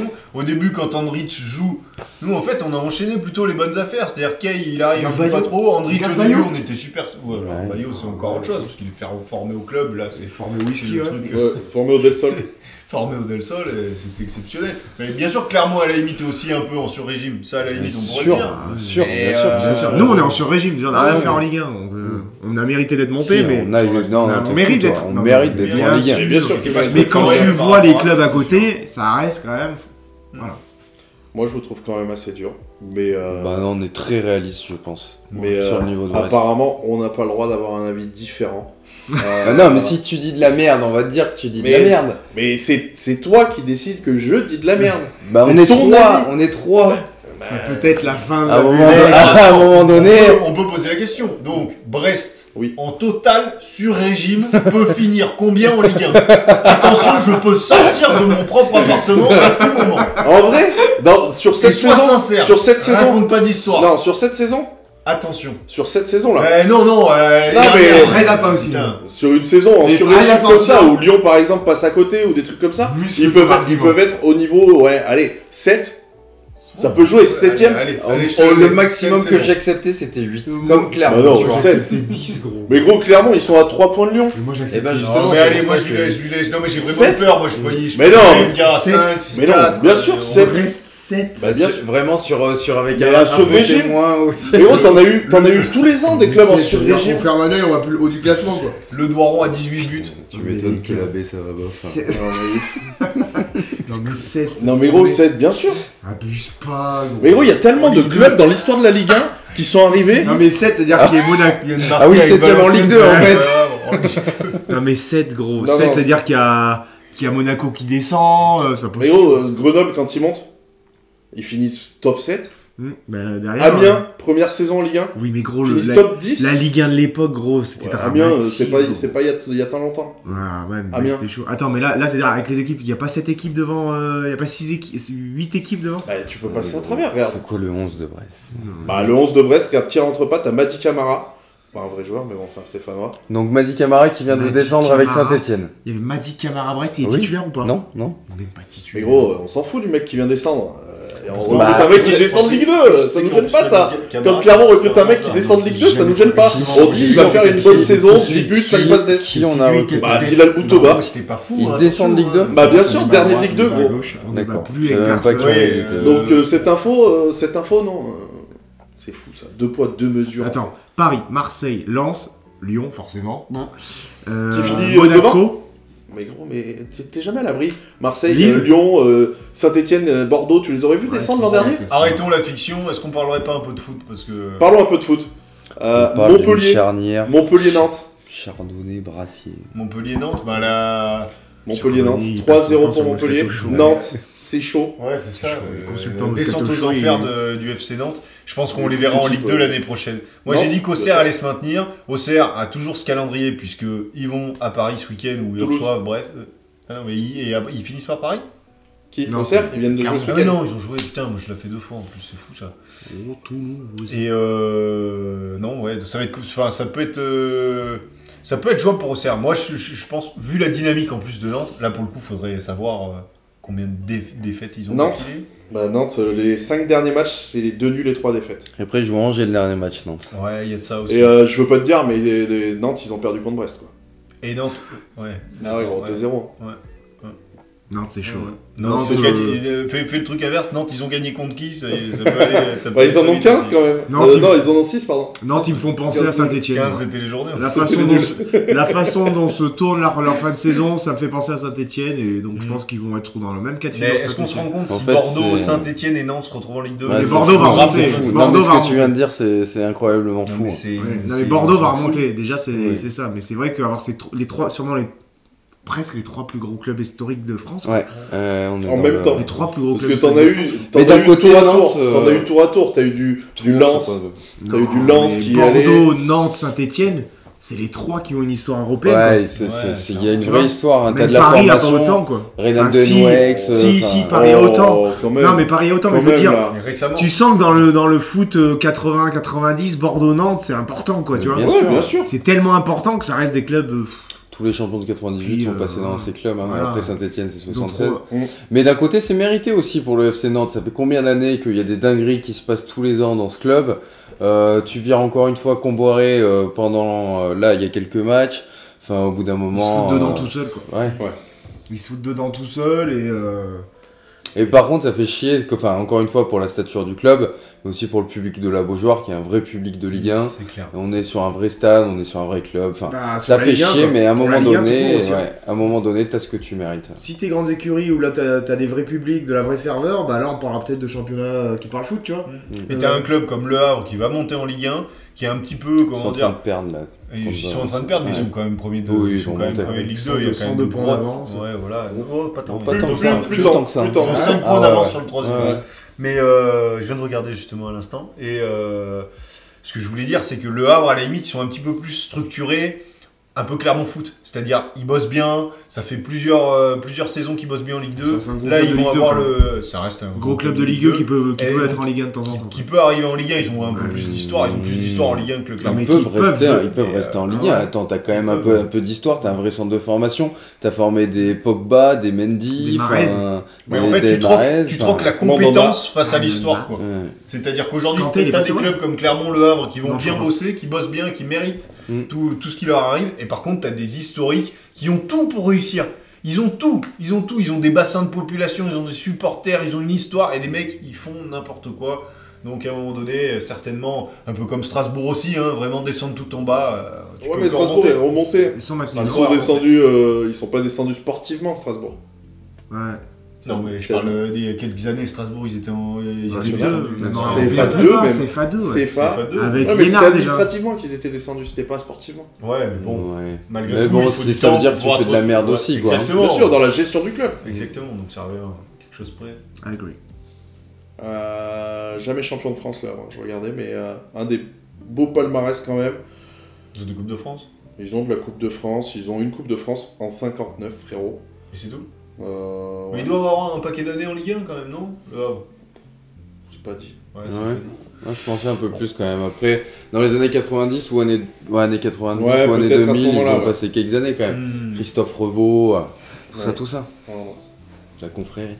L'un des plus vieux clubs de France, en tout cas le Havre. Dernier match qu'on n'a pas abordé, rapidement, parce que les dés sont plus ou moins jetés, le Paris Saint-Germain. Mbappé Saint-Germain. Il a fait 8 minutes, après il a dit bon, les sons, les douches, voilà, ça s'est arrêté quoi. Fin du débat. Merci. À l'année prochaine avec Mourinho, on va se marrer. Ah ouais, donc toi t'annonces déjà... important de rappeler que Donnarumma est une énorme pompe. Ah ouais, t'as raison. Ça, faut pas l'oublier quoi. Que Donnarumma, au bout d'un moment, va falloir vite lever le voile. Il va falloir acheter un gardien vrai quoi. Et pas virer quand on a un bon quoi. Je pense qu'ils ont encore reprolongé Ramos qui est...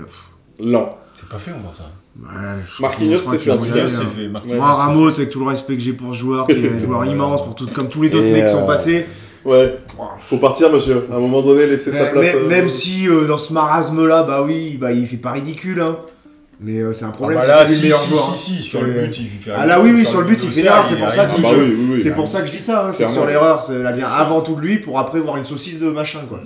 Donc Ramos c'est terrible de voir des joueurs. Non mais ce club c'est terrible quoi, les mecs qui prolongent les mêmes joueurs qui veulent virer, que tout le monde veut virer. Sans goût, sans y a rien, c'était vite. À noter la meilleure action des Kitike. Oui, qui a laissé le ballon pour Mbappé. Qui ne touche pas le ballon, c'est ça sa meilleure action. Derrière Bachin, il touche pas le ballon pour un mec qui va te la mettre dans la lucarne aussi. Oui. Moi, il peut me le laisser le ballon. Moi, il peut me le laisser. Ma meilleure action, ça sera aussi sans le ballon. Messieurs, passons à l'étranger. Road to the Premier League. Manchester City, Benja. Tu nous annonces la bonne nouvelle pour Manchester City? Champion. Comment? Qui dit champion. Par contre, j'ai vu un visuel réalisé par la Premier League qui mettait les champions depuis 20 ans. Et United est quand même 13 titres quoi. À part ça, Mais City, ouais, sur les 2 dernières. Sur les 6 dernières saisons, ils ont 5 titres. Ouais, ils s'en font prendre un par Liverpool et ils ont 92 points, je crois, l'année où ils se font prendre le titre par Liverpool. Et les autres fois où ils les gagnent, Liverpool est à 2-3 points.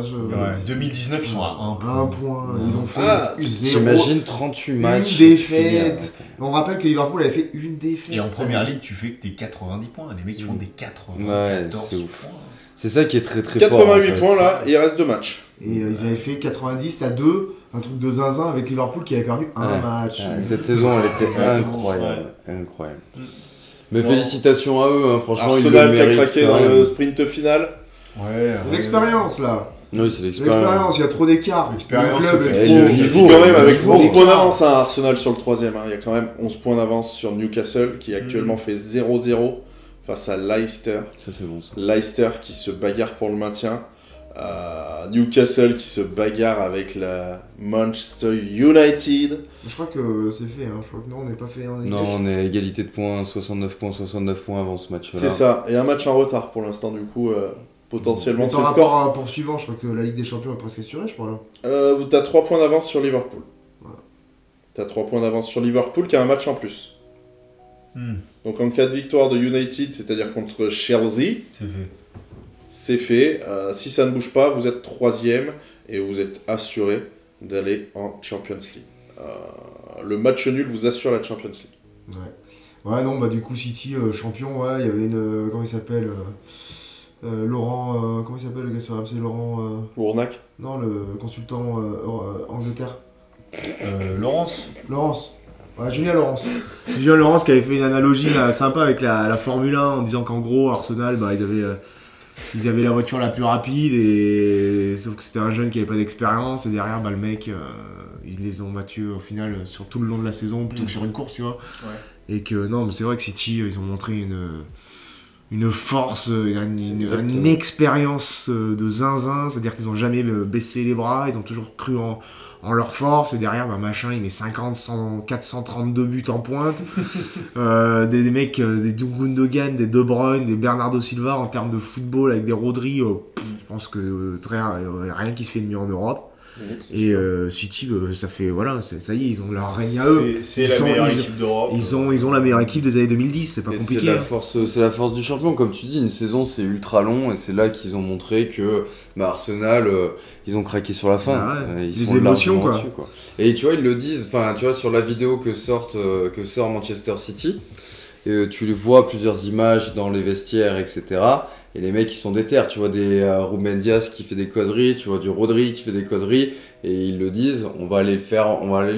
Et il y a un article de The Athletic où ils mettent tout ce qu'ils ont mis en place à partir du moment où Arsenal avait le plus gros écart de points, et ils ont en gros Guardiola par rapport à João Cancelo, c'était le début où à peine il commençait à râler. Et il tège, il a tout fait en interne pour le tège. C'était pas vraiment, il a jamais fait d'effort pour essayer de négocier avec lui. C'est vraiment une volonté immédiate d'enlever le moindre soupçon d'embrouille dans le vestiaire. Ils ont mis en place des repas récurrents le soir en équipe sans Guardiola. Et en gros, pour souvent se retrouver. Ils ont fait énormément de trucs de groupe pour l'équipe et faire en sorte qu'il y ait un état d'esprit. Mais alors, il n'y a aucun accro, rien. Et sans parler d'autres moments de team building, même d'échanges avec des psys, pas des psys, mais des mecs pour travailler le mental, des préparateurs. Mais tu sais, c'était pas une approche de comment les former à gagner, parce que ça ils savent, mais c'était plus des, je sais pas si on appelle ça des préparateurs mentaux, mais des préparateurs de vie, tu vois, limite de vie de groupe. Et vraiment, le club, ils font un truc, c'est Guardiola qui l'a instauré aussi. Ils sont ultra bien structurés, et en fait, aujourd'hui, le haut niveau, c'est des champions. Ils ont vraiment pris les structures des clubs et même le système managérial de clubs type Real, qui est le roi d'Europe, incontesté historiquement, et globalement, il le reproduit avec en plus du coup un Guardiola qui va t'apporter cette touche de jeu et ce génie tactique, on peut pas dire autre chose. Tout ça agrémenté de super joueurs qui, quand ils arrivent, sont pas forcément non plus des superstars. Est-ce qu'aujourd'hui, à part Haaland, il y a une véritable superstar? De Bruyne, tu vois, même dans l'aspect, dans leur ego, Haaland, il court, je sais pas combien il court par match, mais il doit bien faire ses 10 bornes. À l'inverse, par exemple, malgré tout, d'un Mbappé, même bien qu'on l'aime bien, qu'il soit français, c'est pas du tout le même type de joueur, tu vois, mentalement, même dans le caractère, dans la manière dont ils abordent les matchs. Et aujourd'hui, tu vois, typiquement, si les mecs ils se retrouvent entre eux, c'est que ils ont besoin de cette cohésion, ils font les efforts pour, ils savent que c'est important. Un Cancelo, s'il se barre en 2 semaines parce qu'il commence à embrouiller tout le monde, c'est des clubs qui sont très bien structurés, c'est des clubs de champions, c'est la meilleure équipe d'Europe. Ça fait, moi, le Real City, on n'en a pas encore parlé, on en parlait tout à l'heure, mais c'est la plus grosse démonstration que j'ai vue de mes yeux depuis, je pense, le Barça, encore une fois de Guardiola sur le 5-0 contre Mourinho, contre le Real de Mourinho. En finale, c'était hallucinant. Après, les dates, je les ai même plus en tête. C'est c'était 2012. Mais le 5-0, il est pas après, justement. C'est la même année. Et le 5-0, c'est en mois de décembre. Et la finale de la Ligue des Champions, c'est en mai. 2012 contre United. Saison 2011-2012 non. Pour moi, c'est la finale 2011. Parce que 2012, c'est Chelsea, je crois. Ou le Bayern. Je sais plus. T'as la finale, t'as le col jaune, et l'autre, t'as raison, ils ont peut-être pas le col jaune. Non, c'est enfin bref, meilleure équipe d'Europe, incroyable à voir jouer, c'est un régal, c'est bon. Alors là, moi ce week-end, j'ai pas regardé, quand j'ai voulu regarder, j'ai regardé la compo, j'ai dit oh là là, qu'est-ce qu'ils m'ont fait. Il y a Palmer, Lewis, des petits jeunes qui visiblement ont vraiment du bal. Il met le banc, il y a Foden, il y a Mahrez, il y a des joueurs. Le banc de touche, c'est une dinguerie. Ouais. Le banc de touche, c'est une dinguerie de City. Ils y sont allés à l'expérience face aux Baby Gunners. Comme tu l'as dit, je pense que ce qu'ils produisent, moi j'espérais quand même, on en parlera tout à l'heure sur la Ligue des Champions, que le Real passe, mais en vrai, il faut reconnaître que le jeu de City, Guardiola, ce qu'il a fait, c'est énormissime quand même. Partout où il passe, il arrive. Après, est-ce que ça va tenir ? Je sais pas. Là, il a pas renouvelé son contrat, donc si je sais pas si ça va Brest, tenir. Pas sûr. Donc je crois qu'il lui reste 1 an de contrat, ou 2. Qui est ce mec ? À Guardiola. Donc la Guardiola, faut en profiter à City, je sais pas ce qu'il fera après, il va prendre une sélection. Ouais, faut voir. Et voilà. Mais après, est-ce que sur une sélection ça peut marcher, sa méthode de travail ? Il les voit trop peu souvent, je pense, pour que ça fonctionne. Non, ça n'enlève pas les qualités qu'il peut réussir en sélection. Mais il le fera, je pense, pour son ego, il le fera. Aller gagner avec une équipe nationale. Pas impossible. Passons à la Bundesliga, messieurs. Là où il s'est passé des choses ce week-end, changement de leader, défaite du Bayern Munich face à Leipzig, 3-1 à domicile. Tiens, le premier se déplace chez le troisième et ça profite au deuxième. Ça me dirait pas quelque chose, ça ? Non mais le Bayern qui s'est fait surprendre parce qu'ils ont... Il menait à 0. Ils menaient à 0 et puis même ils ont plutôt dominé la première mi-temps, ils n'ont pas réussi à concrétiser toutes leurs actions. Et puis ça a commencé par un péno, c'est ça ? C'est ça. C'est ça, transformé par Nkunku ? Si. Non, égalisation de Lemmer. Non, égalisation de Lemmer sur un contre où ils sont à 4 contre 1. Après, de le Bayern, dans toute son arrogance, se laisse... Arrogance, je sais pas, je pense qu'ils sont sur un... Je pense pas qu'ils soient... Oui, ils sont forcément arrogants, c'est le Bayern Munich, mais je pense surtout que c'est une équipe qui en... Pavard, notre ami Pavard. Moi, j'ai des gros doutes. Ils forcent sur l'effectif. Ouais, mais j'ai des gros doutes intrinsèquement, moi, sur pas mal de joueurs. Tu vois, Pavard, ça fait des années qu'on en parle. Est-ce que c'est normal qu'il soit titulaire dans une équipe comme le Bayern ? Est-ce que De Ligt est aussi fort qu'on pouvait le penser ? Non, mais Leroy Sané, il a jamais rien fait aussi dans sa carrière. Il a 28 ans. Il a rien fait. Il a 28 ans, Leroy Sané, il en a pas 24. Ils ont fait des fois quelques bonnes saisons. Gnabry aussi, il a jamais été aussi fort qu'on le pensait. Müller, au bout d'un moment, c'est mon joueur préféré. De champion, oui, Leroy Sané, vous êtes un peu... Il a jamais rien fait dans sa carrière. Je te parle individuellement, il a rien fait. Personnellement, individuellement, il a jamais rien fait, gros. Il s'est jamais affirmé dans la City. Ouais, il n'a jamais été titulaire indiscutable. Il n'a jamais été titulaire indiscutable. Sur certaines parties de. Sur certaines parties. Il n'a jamais fait de saison titulaire indiscutable. Et c'est même parce qu'il en a fait 2. Moi, Sané, je suis désolé. 2017-2018. Je trouve dur quand même. Moi, Sané, je suis désolé. 2017-2018, City, Sané, c'est 10 buts, 15 passes D, 32 matchs titulaires.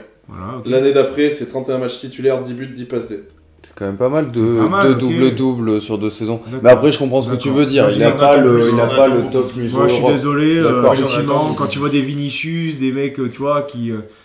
Tu vois, quand il arrive, Sané, c'est quand même un mec qui, en termes d'espoir, en termes de ballon dans les pieds, tu t'attends à ce que le mec soit dans une... Là, on parle pas d'un milieu, on parle vraiment d'un attaquant. Moi je suis d'accord avec toi, mais Vinicius, attends. Non, mais voilà, effectivement. Calme-toi. Dans une équipe qui met plus de 100 buts dans une année, mettre 10 buts quand tu fais 32 matchs, c'est bien ou pas du coup? Je sais pas. Bah, mettre 10 buts et faire 15 passes D, ça fait 25. Tu participes à 25 buts. Pour moi, Sterling a fait plus que Sané dans sa carrière, tu vois. Par exemple. Alors pour moi, il est moins fort intrinsèquement. C'est ça. Et Sané, tu vois, un peu à l'image de Gnabry qui commence un peu à retomber, à être dans le... Bah, Sané fait une bonne saison, il a mis 16 buts, je crois. Gnabry, c'est leur meilleur joueur offensif quasiment en termes de buts sur mais ça n'empêche que tu as le droit d'être moyen. C'est peut-être pour ça qu'ils font une mauvaise saison. Oui, non, mais c'est pour ça, parce qu'en fait, pour moi, tu vois, là, en fait, encore une fois, les limites d'un effectif, comme vous disiez, avec un Benjamin Pavard ou alors un Mazraoui arrière droit, je suis désolé, t'as plus de vrai numéro 9 comme ils en ont toujours eu. Tu perds Lewandowski, donc quand tu dis que sur la première mi-temps, il y aura des occasions, pourquoi? Parce que t'as plus ce vrai numéro 9 pour finir. Donc à un moment donné, tu le payes cash. Et quand tu vois Leipzig, l'intensité qu'ils ont mis, quand tu vois des Nkoukou, des Soboslai, etc., qui ont fait un vrai match, des Konrad Leimer, c'est ça? Ouais, qui va signer en plus au Bayern la saison prochaine. Il n'en a rien à branler. Hein. Je vais aller les fourrer, et hop, ils vont perdre leur titre de champion. Lucas, donc à un moment donné, il célèbre dans le stade où il va signer. Hein. Donc à un moment donné... Je connais d'autres qui ont fait ça en R3 cette année, mais c'est un autre débat. Fait punir. Mais après, il y a aussi le Bayern, cette fin de saison, faut aussi parler du changement de coach, l'arrivée de Tourelle. Je pense que la direction a fait n'importe quoi. Là. Le départ de Nagelsmann. Oliver Kahn, tu le vois quand ils prennent les buts de Leipzig, à chaque fois le réalisateur le montre s'allie à la musique. Et Oliver Kahn dans les tribunes, à chaque fois, tu sens qu'ils disent putain, mais qu'est-ce qu'on a dans on va se faire virer quoi. En fait, c'est de l'ego. Et d'ailleurs, il paraît que t'avais aussi Nagelsmann qui était soutenu par certains cadres. Donc Neuer voulait qu'il se barre, mais par contre, genre un Kimmich voulait qu'il reste, tu vois. Donc à un moment donné, dans les vestiaires. Mais c'est pour ça que t'entends parler d'un Kimmich qui est en tout cas qui est ouvert à différentes propositions. À mon avis, moi je suis désolé, mais Kahn clairement. À un moment donné, il faut et c'est pareil, un Tourelle, est-ce que tu le gardes du coup? Tu l'as pris, t'as viré un Nagelsmann. Du coup, tu rappelles Nagelsmann. Faut que t'assumes ton choix et tu le laisses construire quelque chose. Donc on parle quand même Tourelle d'un top 5 coach au monde, quoi. Donc tu peux quand même le laisser sa chance. Dans le même temps, monsieur Dortmund est allé gagner à Augsbourg 3-0 avec, comme nous le dit Air Max, la belle histoire de l'année, c'est quand même Haller qui a encore planté, doublé pour Haller.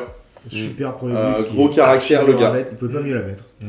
Ouais, la première, c'est la frappe que tu vois tout le temps finir en 6 mètres, tu sais. Il la croise trop. Super dur. Voilà, Koubek, il veut faire 3 grands écarts. Koubek, qui fait le match. Qui a fait à la fois des arrêts de fou et à la fois il fait une sortie hors de surface avant. Mais alors, aucun sens quoi. Mais bon, par contre, le premier but de Haller, tu voyais qu'ils arrivaient pas.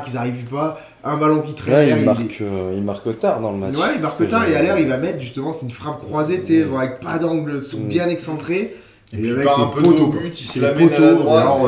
Ça va chercher, ça va enlever le filet incroyable, on peut rien faire. Et c'est la chance du champion aussi, hein, encore une fois, c'est ce qu'on dit, tu vois. Parce que Dortmund, ils auront eu plusieurs occasions, on a déjà parlé ici, de passer devant le Bayern, et presque même après, sur certaines fois, ils auraient même pu prendre des points d'avance. Ils l'ont jamais fait. Là, franchement, le gâteau, il est déjà coupé, il est déjà dans l'assiette, la cerise est dessus, la cuillère est posée. Il y a plus qu'à un autre championnat. Taper, quoi. Exactement. Non, mais ouais, et puis en plus, tout est fait, tu vois, t'as le match la veille, etc. Et justement, c'est ça qui est bon aussi, c'est que, tu vois, justement, pour un club qui a souvent des jeunes,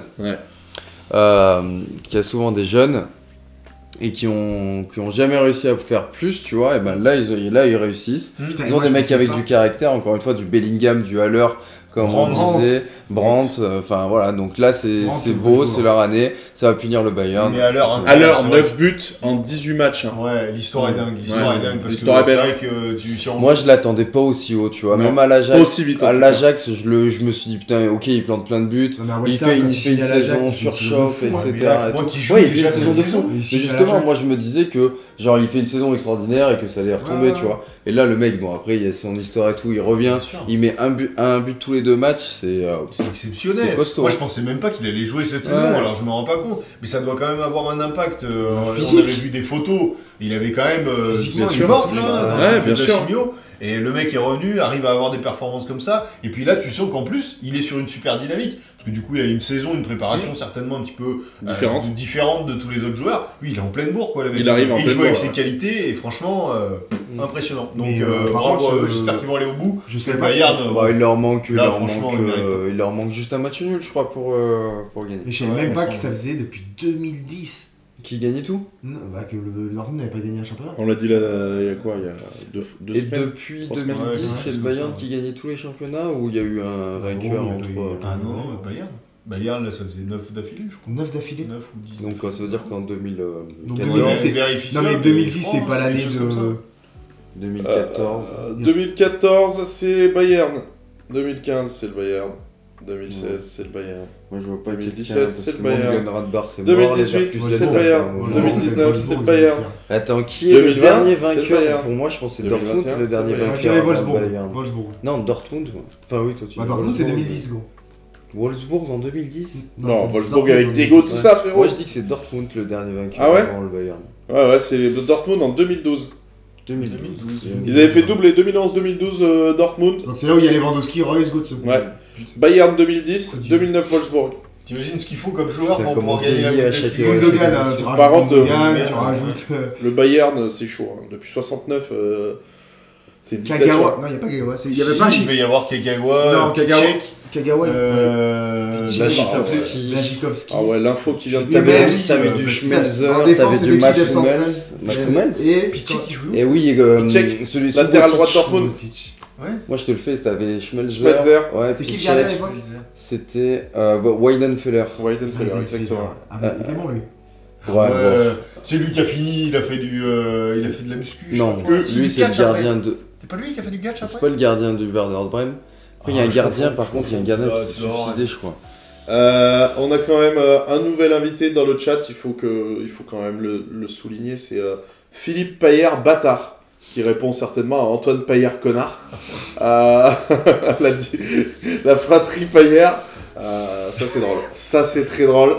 Et on a Airmax63 qui nous signale que Anthony Modeste, après son départ de la Saint-Etienne, son passage à Saint-Etienne va être champion d'Allemagne. Est-ce qu'on peut avoir ces stats? Parce qu'à Saint-Etienne, il était vraiment dégueulasse. nul. Il arrive en Allemagne. Sur sa carrière, à chaque fois en Allemagne, le mec, il revient en Ligue 1, il est nul. Il va en Allemagne, il fait quelque chose. Ouais. Ouais, mais tu vois, après, c'est différent. Mais à l'heure, il commence sa carrière à Utrecht. Il est Stratos. Bon, c'est Utrecht, c'est les Pays-Bas. Il va en Allemagne, à Francfort, il est bon. Il part à West Ham, il est nul. Il revient aux Pays-Bas, il est bon. Il retourne encore en Allemagne. Il y a des mecs, ils ont des championnats, en fait, modestes. En même temps, gros, modeste. Modeste cette saison, c'est rien. L'an dernier, c'est top. Il commence à Nice. Ce serait une bonne recrue pour Modeste, après son Saint-Etienne, c'est 7 matchs, 0 but. Certainement pas. Ah, je pense quand même. Cologne, l'année d'après. On peut lui donner le bénéfice du doute du champion d'Allemagne ou pas? On lui fait une période d'essai, je pense. À Cologne, après Saint-Etienne, 32 matchs, 20 buts, 3 passes D. Il part à Dortmund, 18 matchs, 2 buts. Ah mais après il le recrute genre au dernier moment justement quand à l'heure a le cancer, il le recrute pour ça quoi. Pour juste pour avoir un mec dans l'effectif. Oui, parce qu'en plus ça concorde, tu vois, 18 matchs, il revient à l'heure, il joue plus. Brrr.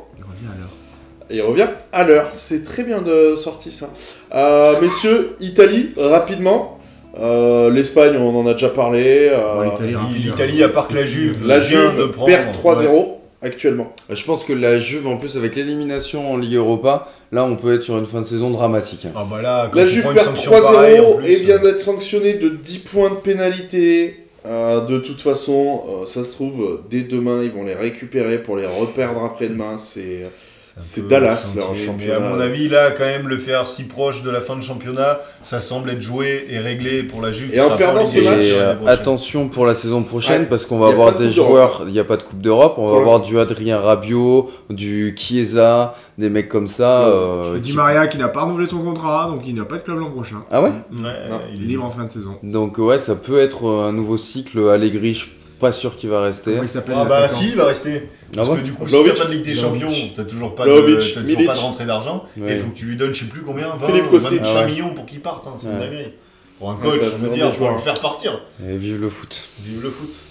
Donc voilà sur l'Italie ce qu'on avait à dire. L'Espagne. Belle victoire de Naples quand même contre l'Inter.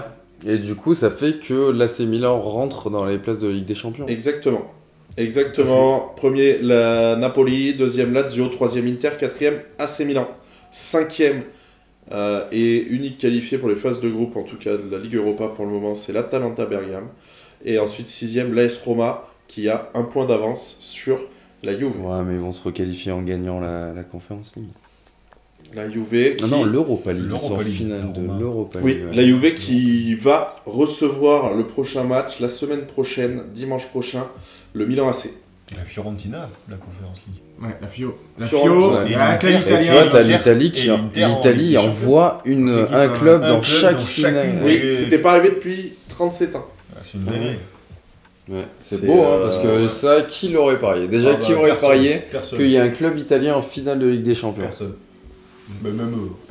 Donc on a Air Max 63 qui nous dit pour la Juve, il ne reste plus qu'un seul appel possible qui sera donné après la fin du championnat. Ouais, mais ce qu'il y a, c'est que justement, moi j'en ai entendu parler de ça, et en effet, c'est juste, le problème, ça va être le timing à laquelle les commissaires aux comptes, ou je sais pas, la Ligue, en tout cas italienne, la Serie A va répondre à cet appel-là, puisque à partir du moment où l'UEFA va tomber, donner, valider les calendriers, en fait, les qualifiés et les qualifications à avoir, ben c'est réglé. Donc c'est pour ça que la Serie A, je pense, va pas forcément mettre va pas se forcer à aller très vite pour répondre à la Juve, tout simplement parce que le temps va jouer pour eux et qu'ils n'auront même pas besoin de répondre que la Juve sera entre guillemets déjà disqualifiée des Coupes d'Europe.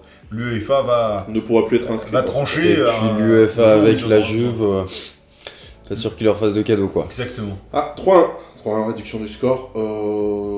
C'est qu'il faut une saison déjà, ça commence avec des histoires. La Juve en termes d'histoire cette année. Ouais. Et pourtant ils ont réussi à avoir des résultats avec un fond de jeu horrible. J'avais oublié que Pogba jouait là-bas. Ah ouais, il a fait une vidéo. Il joue là-bas. Il a fait une vidéo pour parler de sa fin de saison, encore une fois. Parfait. Il allait mieux mentalement. Très bien, vas-y, c'est bon. Sujet suivant. Dans 3 semaines, messieurs. Fatigue ce mec. 10 juin. Le 10 juin. Qu'est-ce que ça le 10 juin, Clément? Le 10 juin. Finale des Champions. Exactement. Avec un final. Est-ce qu'on a eu je prends ta place pour poser une question. Est-ce qu'on a eu une finale de Ligue des Champions dans votre tête? On a eu un favori, aussi favori, qui écrasé vraiment sur les pronostics. Je pense que la cote va être à 1,05 par exemple. Tu vois. Un 10, allez. J'avoue que je pense que la dernière c'était encore le même Barça Manchester en 2011, mais non, Manchester était tellement. Manchester était quand même. Attends, j'ai pas fini mon argument. On a dit la dernière fois qu'on a eu un favori ultra. Il a été. Alors attends, Barcelone avait été ultra favori. Ils avaient été annoncés tous les jours que ça se passerait pas comme ça. Le seul bémol, c'est qu'effectivement Manchester faisait une saison où ils étaient sur un doublé et que Wayne Rooney marchait sur l'eau. Et alors on s'est dit. Bon, peut-être que ça va passer. Il y avait vraiment cette idée que ça pouvait le faire. Mais Barcelone, c'est la dernière fois qu'il y a eu autant d'écart. Enfin, qu'il y a eu de l'écart. Un écart vraiment important. Non. Il y avait vraiment un écart. Non, mais t'avais énormément d'expérience. T'avais énormément d'expérience dans Manchester faisait différence, mais pas autant, mais. Pas autant, il n'y avait pas autant d'écart. Moi, ce que je veux dire, c'est autant. Non, il n'y avait pas autant d'écart, je suis d'accord avec vous. Parce que Manchester était stratos. Mais là, je pense que c'était la première fois. T'avais du Park Ji-sung, t'avais du Michael Carrick, t'avais du Paul Scholes, t'avais du Patrice Evra, enfin t'avais énormément d'expérience, t'avais du Van der Sar derrière. Je me rappelle que tout le monde disait que le Barça était. Et le Barça, c'était Barça là aussi. Non, Real Liverpool non, Real Juve non. Non, moi je pensais à Manchester City-Chelsea. Avec le Chelsea qui gagne au final de Tourelle. Ouais, mais City était quand même bien meilleur que Chelsea, était quand même bien meilleur qu'aujourd'hui. Oui, bien sûr, non, mais bien sûr. Je dis pas qu'ils ont le niveau de maintenant. Mais il y avait pas. Non, mais il y avait vraiment. Oui, mais. Et je pense, moi, en fait, toi, tu redescends 2009. C'est la première fois. Non, 2011. Il y a un écart mental. Ah ouais. De quoi? Je pense que c'est la première fois qu'il y a un favori. Autant favori. Autant favori, ouais, jamais. Ah ouais? Oui, parce qu'en fait le truc c'est que on a une des meilleures équipes des 30 dernières années, même plus, j'en sais rien, et en face on a une équipe qu'on dit, allez pour moi l'Inter c'était niveau quart Ligue des Champions, tu vois. Pour moi ils atteignent les quarts, c'était bien, tu vois. Très bien même. Porto Monaco? On la place où celle-là? Porto Monaco, Barça Arsenal, finale de peut-être Ligue pas. Europa. Là, il y a Air Max 63 qui nous lâche Barça Arsenal, non, juste 2006. Ouais, Belgrade, ça c'est drôle. Barça Arsenal, C'est 2005, non, 2005, non, 2006, c'est 2006. Barça Arsenal, c'est 2006. Ouais, au Stade de France. Non, pour moi, ça fonctionne. Arsenal, ils sont stratos. Qui c'est qui a. Thierry Henry. Ljungberg, Pires qui sort. Super joueur. Après Arsenal. Et Arsenal marche sur le Barça avant d'être à 10. Et le Barça ne dominait pas autant Real Bayern européen que Real Bayern Leverkusen. 2010-2012. Mais ça, c'est une époque que j'ai pas connue, je peux pas te dire. Ouais. Après, je redescends pas en dessous parce qu'après, oui. Paris Bayern. Ouais, j'ai pensé à Paris Bayern. Paris Bayern. Daniel Riolet, ça fait plaisir de le revoir celui-là. Là. Toujours là pour dire une connerie spécifique. Toujours là pour clasher Paris. Tout à l'heure, il a clashé Paris. On était passé déjà sur l'Angleterre. On est parvenu, mais il a bien clashé et critiqué. Donc voilà, finale donc City-Inter. Messieurs, vos favoris. Ça peut être dramatique, hein, ça peut clairement être. Bah, du coup, je réponds à ta question en même temps. Mais... Je pense que c'est un tournant pour le foot. Bon, apparemment, tu réponds pas à la question. ça peut être. Ça va, Benjamin Non, vas-y. Alors, moi, je dis que si City n'est pas. Alors là, les gars, vous gardez bien cette phrase en mémoire. J'ai mal de dire ça. J'ai mal. J'ai mal. Mais si City ne gagne pas, et ben c'est le football qui perd. Tout simplement. Vas-y, oui. Football au sens pur du terme. Au sens pur du je joue avec un pied et un ballon, hein, tu vois. Oui, mais là, Lautaro Martinez, il joue avec un pied, il joue avec un ballon. Il peut se passer des choses niveau Inter. Non, mais d'accord, mais si tu. Non, mais je suis d'accord. Mais dire à des mecs comme ça, parce que là, si tu l'annonces, ils vont pas lui dire Lautaro, on va te faire des passes dans les pieds tous les week-ends, là, toutes les minutes. Là, on va dire, bon bah, tu vas peut-être en avoir un. On sait pas où, hein. Peut-être pas très loin de ta tête ou de ton oreille, mais on va falloir te démerder. Alors, en tout cas, là, on aura plus.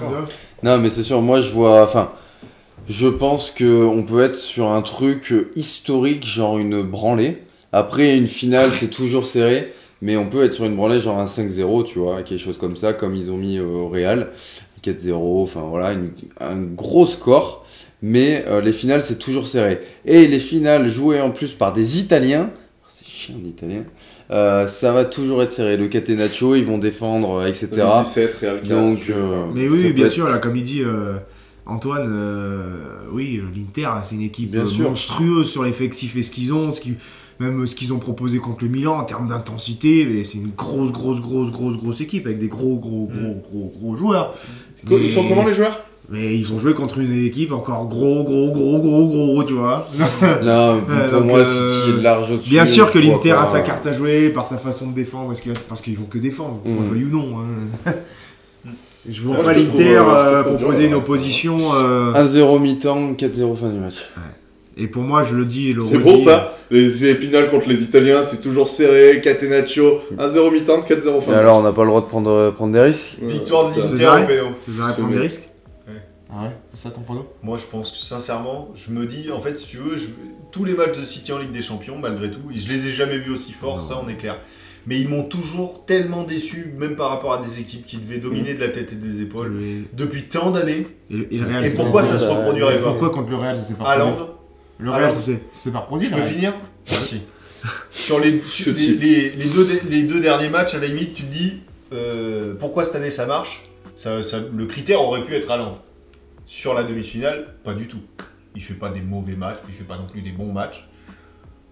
Pas des très bons matchs en tout cas, ça c'est une certitude. Ce qui fait qu'aujourd'hui, je suis pas sûr que ce soit justement le facteur X en Ligue des Champions. J'ai bien parlé de Ligue des Champions, il a été ultra, il a déjà démontré son importance en Première Ligue. Et sincèrement, moi je vois bien l'histoire se répéter quoi. Est-ce que les genoux vont trembler? Moi je pense que c'est pas impossible. Donc moi non plus je l'espère pas, mais du coup j'annonce. Ils ont joué qui l'Inter avant le Milan? 2-1 City. Benfica. Voilà, donc est-ce qu'une défense avec Bastoni à Serbie, même si c'est une bonne charnière. Non mais gros à Serbie face à Haaland. Mais gros, ils ont joué Giroud, ils ont joué le Benfica. Ils ont joué Giroud, le Benfica, ils ont toujours pas eu un attaquant de classe comme Haaland à se manger. Et ni même les mêmes passes, tu vois. Surtout pas un collectif entier. Comme City. Non mais je suis d'accord. City est ultra favori. Après c'est une finale. C'est quoi? C'est une finale. Mon prono c'est victoire de l'Inter au péno. Ah ouais. Et toi? City qui rejoint ce United dans un triplé historique. Et combien le score? 2-0. City. Non, 2-1. Lukaku marquera. Non. Surcoté joueur. D'accord, surcoté. Le joueur le plus surcoté de l'Europe. Lukaku va surtout jouer remplaçant. Oui, très clair. Tant mieux, c'est son poste. Marc, C'est son poste. Je précise simplement qu'il a marqué ce con. T'as déjà les compos 3 semaines avant? T'as les compos? Mais si l'Inter gagne, je suis l'homme le plus heureux au monde. Si l'Inter gagne, je suis l'homme le plus heureux au monde. Mais bon. Je crois bien que c'est cette année. J'ai toujours eu un petit. Ils ont fait ce que Paris n'a jamais su faire. Ils ont battu leur démon en battant des Real. Un Real avec la manière, tu vois. Bien sûr. Et ben on verra dans 3 semaines sur ce match. On verra. City. Je vois pas comment ça peut être autrement. C'est l'histoire en fait. C'est tracé, c'est le chemin. Il roule sur tout le monde. Ça va tout droit quoi. Ça va tout droit. Enfin. Passons au sujet du foot auvergnat. Rapidement, le Puy Foot, messieurs. City, le Puy. City, le Puy. Mouillez-vous la nuque. Mouillez-vous la nuque, ça se joue en bleu. Pareil. Le Puy Foot finissait son... C'est pas fini, je crois. Il doit rester un match de national. Joué à Marcel Picot face à l'AS Nancy-Lorraine. 17 000 spectateurs pour un match de national. Incroyable. Victoire du Puy Foot à Nancy. 2-1. Sur un scénario quand même assez... rocambolesque. Benja, je sais que t'as vu toi le résumé pendant que Castelin envoie des instants Saint-Genet. Non, pas du tout, je regardais les scores de la Juve qui est en train de prendre 4-1. 4-1. Pas au courant. Donc victoire 2-1, un penalty arrêté, le premier, arrêté par le gardien du Puy Foot sur le contre, 1-0, bling, bouge pas. Deuxième mi-temps, deuxième penalty pour Nancy, repoussé par le poteau, contre. Je te le donne en 1000, 2-0, bling. Ça ressemble à un petit hold-up. Mais c'est une victoire qui ne sert à rien. Puisque le Puy Foot a 34 points et a 7 points de la zone de non-relégation. Exactement. Et il reste un match. Voilà, je t'ai tout dit. Très bien. Road to National 2 avec nos amis de Chamalières. Nos amis de Chamalières qui n'ont pas joué et qui donc n'ont pas gagné mais n'ont pas perdu. Clean sheet. Clean sheet pour nos amis de Chamalières. Alors que dans ce temps-là, l'unique club auvergnat, ça y est, on est retourné au fond du canapé. C'est ce que je voyais. Ah, ça commence à se... T'as vu? Ça tourne la tête, ça fait craquer les cervicales. Castelin, il va l'en découdre. L'AS Saint-Genis-Champanel, après sa contre-performance face à Commentry il y a 15 jours à domicile, et cette cuisante défaite 5-1, se déplacer à Limoriac face à une équipe qui joue encore le maintien, qui espère encore le maintien. Donc dans le Cantal, pas facile. Qu'est-ce qui s'est passé sur ce match-là? On parlera des autres matchs plus tard. Mais si on se concentre que sur ce match, messieurs, vous êtes que tous les deux à pouvoir en parler. C'est vrai. Parlez-en. Je peux commencer, Benja. Bon. Qu'est-ce qui s'est passé sur le match? Pas grand-chose. Hein. Pas grand-chose. Oui, on a des ratés techniques. Oui, non, mais après, dans le... Penser que City... Oui, excuse-nous. Pardon, c'est pas mouiller la nuque. On prend une remarque de passer de City à Saint-Genis, ça colle et ça donne le smile. Là, ça colle. Oui, ça colle, ouais. Non, il s'est pas passé grand-chose. On est tombé face à une équipe qui, je pensais, aurait plus de répondants dans les duels, dans l'intensité. Ils ont pas été... Alors, peut-être qu'on leur a vraiment rendu la tâche difficile là-dedans, mais j'ai pas l'impression qu'on soit bien fait rentrer dedans, ne serait-ce que dans les impacts. En tout cas, pendant une grosse demi-heure, c'est pas compliqué, avec toute l'humilité qu'on peut avoir. Hein. J'ai aucun souvenir d'eux avec le ballon, presque. À part sur un dégagement, mais ça revenait toujours dans nos pieds. On a eu le résumé de Nico à la mi-temps, c'était très stérile parce qu'on n'a pas eu d'action franche, hormis un face-à-face du Père Laroche. Ah bon une tête de map, ouais, une face à face. Quand je dis c'est de la droite, c'est décalé dans l'axe. La Roche réussit son contrôle et il frappe sur un joueur qui est devant le gardien. Et j'ai une tête sur un centre, mais sinon. Quand tu veux lober le gardien là. Ouais, il y a eu des manques de justesse technique. On va pas citer les noms, Bobby et Quentin. Ou des passes du dev central à nos latéraux, des devs centraux à nos latéraux, soit étaient touchés trop bas étaient touchés trop bas sur le terrain et on arrivait très peu à construire haut sur le terrain. Donc une première mi-temps. Nous, l'info qu'on a, c'est que Bobby a réussi plus de passes pour Ali Mauriac que pour Saint-Genis en première mi-temps. Pour la touche. Pour la touche. Mais aussi chaud. Parce que Quentin et tout n'étaient pas rodés, il n'y avait pas les automatismes entre deux. C'est la première fois qu'ils jouent ensemble. Trop stérile en première mi-temps. Deuxième, on repart sur les mêmes chapeaux que de Rooks. Donc, et au bout d'un moment, ça rentre quoi en fait. Ça commençait à être un peu plus chaud dans la surface. Et voilà, et après à la fin, on a encore quelques occasions pour doubler, mais bon. Et puis derrière, ils commencent un peu à se réveiller, à mettre des brins davantage, mais voilà, ils n'ont pas eu grand-chose. Pas eu grand-chose, même si bon. Match engagé. Je pense qu'effectivement, moi je pensais qu'ils étaient vraiment dans le rouge, mais ils sont pas vraiment dans le rouge, c'est ça? Ali Moria qui est pas vraiment dans le rouge, donc au final c'est... En fait t'as les 3 derniers qui descendent sur, et eux ils sont juste devant cette place là, donc après il y aura des classements etc.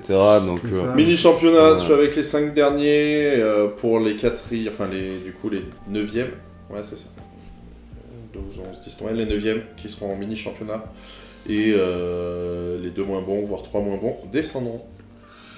Ouais, non, c'était pas un match fou. Après, on a gagné. C'était l'objectif principal. Parce que de toute façon, là, on est sur 2 matchs où, en fait, que le résultat compte. Ne serait-ce ça avait déjà commencé contre Coventry, où que le résultat compte. Il n'y a que le résultat qui compte. Donc, voilà, jusqu'au prochain match, il n'y aura que ça. Tant mieux, on n'a pas déjoué. On a joué au foot. Tant mieux. Quentin, voilà. Match d'Ali Mauriac.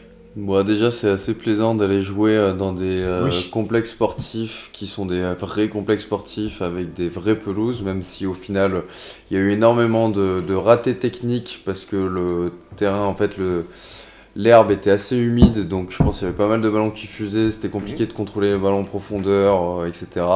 Mais oui, concrètement, on a vraiment maîtrisé le match dans le jeu. Il y a eu quelques petites, quelques petites incursions de Mauriac dans la surface, quelques coups de pied arrêtés qui auraient pu amener un peu de danger, mais sinon en dehors de ça, dans le jeu, ils n'ont rien proposé. Enfin, ils n'ont rien proposé, ils n'ont pas été dangereux. Et nous, on n'a pas été bien plus dangereux que Mauriac, parce qu'il faut le dire, clairement, on n'a pas eu beaucoup d'occasions. De frappe, ouais, surtout. Voilà, pour moi, les 2 plus grosses occasions qu'on a, c'est en deuxième mi-temps, c'est ton but et l'action de Ludo, mais en dehors de ça, on a quasiment 0 occasion. Le gardien de Mauriac fait 0 arrêt. Ouais, on a toujours la passe de trop longue, ou contrôle raté. Donc match maîtrisé, mais petit score, petit match on va dire, parce que clairement c'est un match qu'on pourrait gagner, qu'on devrait peut-être même gagner 3-4-0, voire plus, parce que vraiment c'était faible en face. Et puis au bout d'une demi-heure, les mecs étaient... Moi, le 9, j'avais peur pour lui. Leur latéral gauche sort avec des crampes. Ouais. Au bout de 25 minutes, je crois. Non. Si. Mais vraiment, on les a tournés, Alors si, c'est tombé dans les pommes, je crois. Non, mais ça va. Non. Là, mais ça va, là, tombe des bûches. Non, mais pas dans les pommes. Mais je veux dire, le mec, je sais pas ce qui lui est arrivé. Tu n'avais pas le Renoir au milieu? Non, mais ça, c'est parce que Villuenda, c'est... Non, mais il y en a un qui lui a mis un bras, et à un moment, je sais pas pourquoi, quand le mec a une crampe, c'était aussi dû à Villuenda. Ah ouais. Parce que là, on a premier changement à la 60e. Ah non, c'est pas possible. Il y a des changements en première. Si tu regardes la feuille de match FFF, moi je suis remplacé à la 37e par Ludo Fournier. Ah ouais. Oh là, l'arbitre il a fait n'importe quoi. Adrien Gauthier est rentré à la 32e. Ouais. Voilà. Non, c'est n'importe quoi. Il a remplacé. Ouais, donc bon. Il a inversé. Et contre une équipe qui ne doit pas finir le match en première mi-temps déjà à 10, je pense. À 11, pardon. Donc il doit finir à 10 déjà dès en première mi-temps, tellement ils ont mis des espèces de brins, c'était chaud. Quoi. C'était pas des brins, c'était des attentats. Des attentats. Visés. Un sur Blas, et moi je vois un attentat en deuxième, fille sur la cheville. C'est le Cantal. Et bienvenue dans le Cantal. Alors en même temps,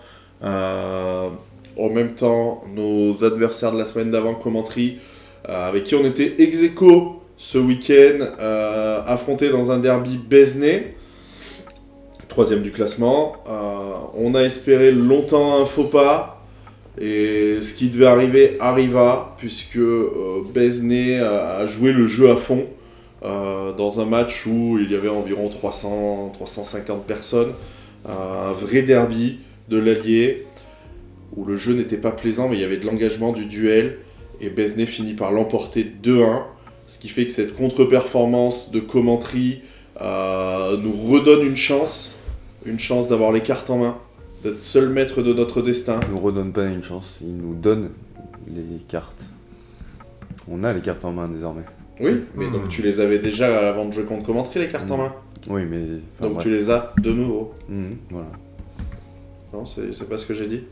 Il est vraiment dans la contradiction, lui, aujourd'hui. Tu disais que tu pouvais donner une chance d'avoir les cartes en main. C'est pas le cas. On a les cartes résultat, en main. Le résultat, t'as... Il nous reste un résultat à faire, et c'est terminé. Qu'est-ce que tu fais, Benjamin? On montre les chants dans les vestiaires. Non, on va regarder ça pour nous. Ça fait pareil, on a fait une belle fête pour ceux qui étaient à Besnay, à FCB vert et noir. Putain, Kers, ils sont en bleu et blanc, sans déconner. On a fait une belle fête avec Brice et Momo à Besnay. C'est très bien accueilli. On est très content qu'ils aient joué le jeu parce qu'ils auraient très bien pu s'arranger comme ça se voit dans d'autres clubs, comme Saint-Genès a pu le vivre. Maintenant, comme vous l'avez dit, reste un match contre Vanda dans 15 jours. Castelin, une idée, quelque chose à dire?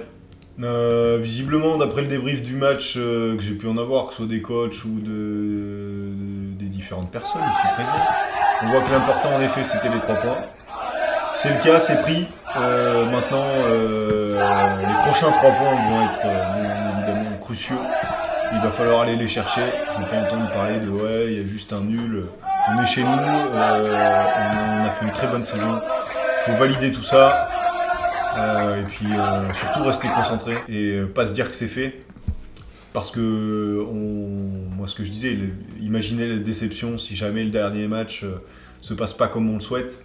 Ce serait vraiment pour le coup dramatique et là la saison serait ratée, passerait d'une saison 2 de toute façon déjà réussie normalement à une saison ratée sur un match. Donc il faut surtout éviter ça, prendre sérieusement, très sérieusement, que ce soit dans la préparation de ce match, que ce soit dans l'approche. Mais j'ai aucun doute, encore une fois, je l'avais dit déjà avant le match contre Ali, j'ai aucun doute, entre guillemets, dans le staff, les joueurs, globalement tout le monde le prend très sérieusement. Tout le monde a envie de le fêter, tout le monde a envie d'aller au bout, tout le monde en a quand même conscience et tout le monde a envie d'aller chercher cette dernière victoire avec humilité mais sûreté. Donc voilà, hâte de vivre ça sur notre magnifique terrain Saint-Genès-Champanel. J'espère qu'il sera un petit peu meilleur que contre Coventry quand même. D'ici là, il y a 2 semaines pour qu'il se repose. Ça devrait pas faire trop de mal. Donc voilà, on va espérer ça et valider franchement une saison qui aura été légendaire. Surtout en termes de contenu, justement, on a parlé de contenu aussi, on parlait de Ligue 1. Avoir un contenu à ce niveau-là, de cette qualité, je pense que c'est pas donné à toutes les équipes. Je pense également que c'est le sujet principal qui fait que les équipes adverses ont apprécié Saint-Genès. C'est parce que quand tu te faisais battre par Saint-Genès cette année, j'ai bien dit cette année, c'est vraiment que ton adversaire avait été plus fort que toi dans le jeu, qu'est le football, le fameux ballon-pied. Donc voilà. Magnifique, j'ai juste envie de célébrer, mais avant, je vais bien sûr les insulter pour que ça aille au bout. Et après, on fêtera ça tous ensemble. Rendez-vous le 4 juin. Il faut aussi, 15h. Antoine Payard, connard le rappelle, il faut aussi que Coventry, bien sûr, aille gagner à Cournon. Encore faut-il qu'ils jouent. Ils vont même pas jouer. Moi, je pars du principe que Coventry gagne contre Cournon. Ils vont pas rater, quand même, ça, c'est pas possible. Le match va même pas se jouer. Donc, Cournon a joué ce week-end. Cournon a joué ce week-end à Chamalières. Ça donne quoi la une de Cournon? Le match simple, la une joue la finale pour le maintien le même jour. Le même jour à Voré. Ils joueront pas. Voilà. Ils joueront pas. Mais si, ça va jouer. Mais avec ça va jouer. Ils ont bien les U18 et U15, ils auront fini la saison, donc ils arriveront à faire une équipe. Ils vont arriver à 8. U18, U15. Oui, histoire d'éviter la pénalité. Ça long. Non, mais non, ils vont pas faire forfait général, ils se déplacent. Enfin, c'est à domicile. Oui, mais enfin, on peut pas compter sur un faux pas de Coventry. Mais de toute façon, pourquoi tu comptais sur un faux pas de Coventry? On a les cartes en main. On a les cartes en main. On a de nouveau les cartes en main. Non, mais c'était pour répondre à Antoine qui nous signalait qu'il fallait quand même que Coventry gagne à Cournon. On peut considérer que c'est faux. Cournon fait des grands forfaits en R3, vive pas le foot. Ah, c'est chaud. C'est chaud. Cournon d'Auvergne. C'est chaud. Et ouais. Vivement le bilan. Bilan de fin de saison. Sur la pelouse. Ah, pourquoi pas. Ouais. On verra si on organise quelque chose, si nos followers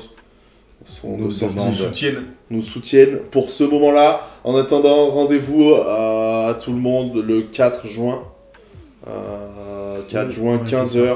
Oui, parfait, c'est ce que je me suis dit. Oui, mais pour un match... Ça va, le Mesbas justement, on te laisse parler. Non, vous parlez là, sans déconner, c'est intolérable. Comme dans les vestiaires. C'est pareil. Du coup, rendez-vous le 3 juin pour la 3 et pas la 2, on s'en branle. Mais pour la 3, le 4 juin, on s'en branle, il n'y a personne qui joue. Qu'ils aillent se faire enculer ce groupe élite. Ils y connaissent rien en foot. Benja n'avait pas mis un but depuis le 1er janvier. La Varenne n'avait pas fait un clean sheet depuis 10 ans. Rien à branler de ces mecs. C'est le moment du quiz. Castolin, je vais te faire gagner. Ah, putain, toujours rien voulu. C'est incroyable. Benjamin bridé. Alors, tu nous brides dans notre boulot, quoi. C'est incroyable. Tu coupes la Varenne, tu parles pendant que les autres parlent. On dirait. Comment il s'appelle ? On dirait Maël, sans déconner. On dirait Maël. On lave le linge sale en famille, messieurs. Exactement. Alors. C'est l'heure du quiz. Et allez Brest. La Juve a perdu 4-1, Castolin. Si ça t'évite de regarder à nouveau ton téléphone. Tu fais bien, j'allais le faire. C'est l'heure du quiz, messieurs. Joueurs, comme d'habitude. Ouais, je reprends ma position. Reprends ta position, de toute façon. C'est un malentendu 8 fois témoin. Il faudrait qu'on fasse avec les U13, t'en trouverais peut-être un, Benja. Ce serait peut-être sympa. Joueur né le 11 mars 1978, messieurs. Je commence ma carrière au MUC 72. J'effectue 3 saisons en Ligue 1 avant de partir m'épanouir en Première Ligue. C'est quoi le MUC 72 ? Ah ouais, mais si tu connais pas le foot aussi, frérot, j'ai envie de te le dire juste pour l'emmerder. Bordeaux chez Del. Auteur de 683 matchs en club et 307 buts. Hein ? Attends, formé au MUC, 300 buts dans sa carrière. De Mélo ? Non. Je finis à la 17e place du Ballon d'Or en 2004 et à la 4e en 2007. Enlève-moi ce chat tout de suite. 2004, c'est trop... On sait pas. Attends, quelle année il est né ? 70. Non, le chat, le petit là-bas, vous verrez. Attends, il a 45 ans. Il finit 4ème en 2007, c'est ça ? Yep. 2004.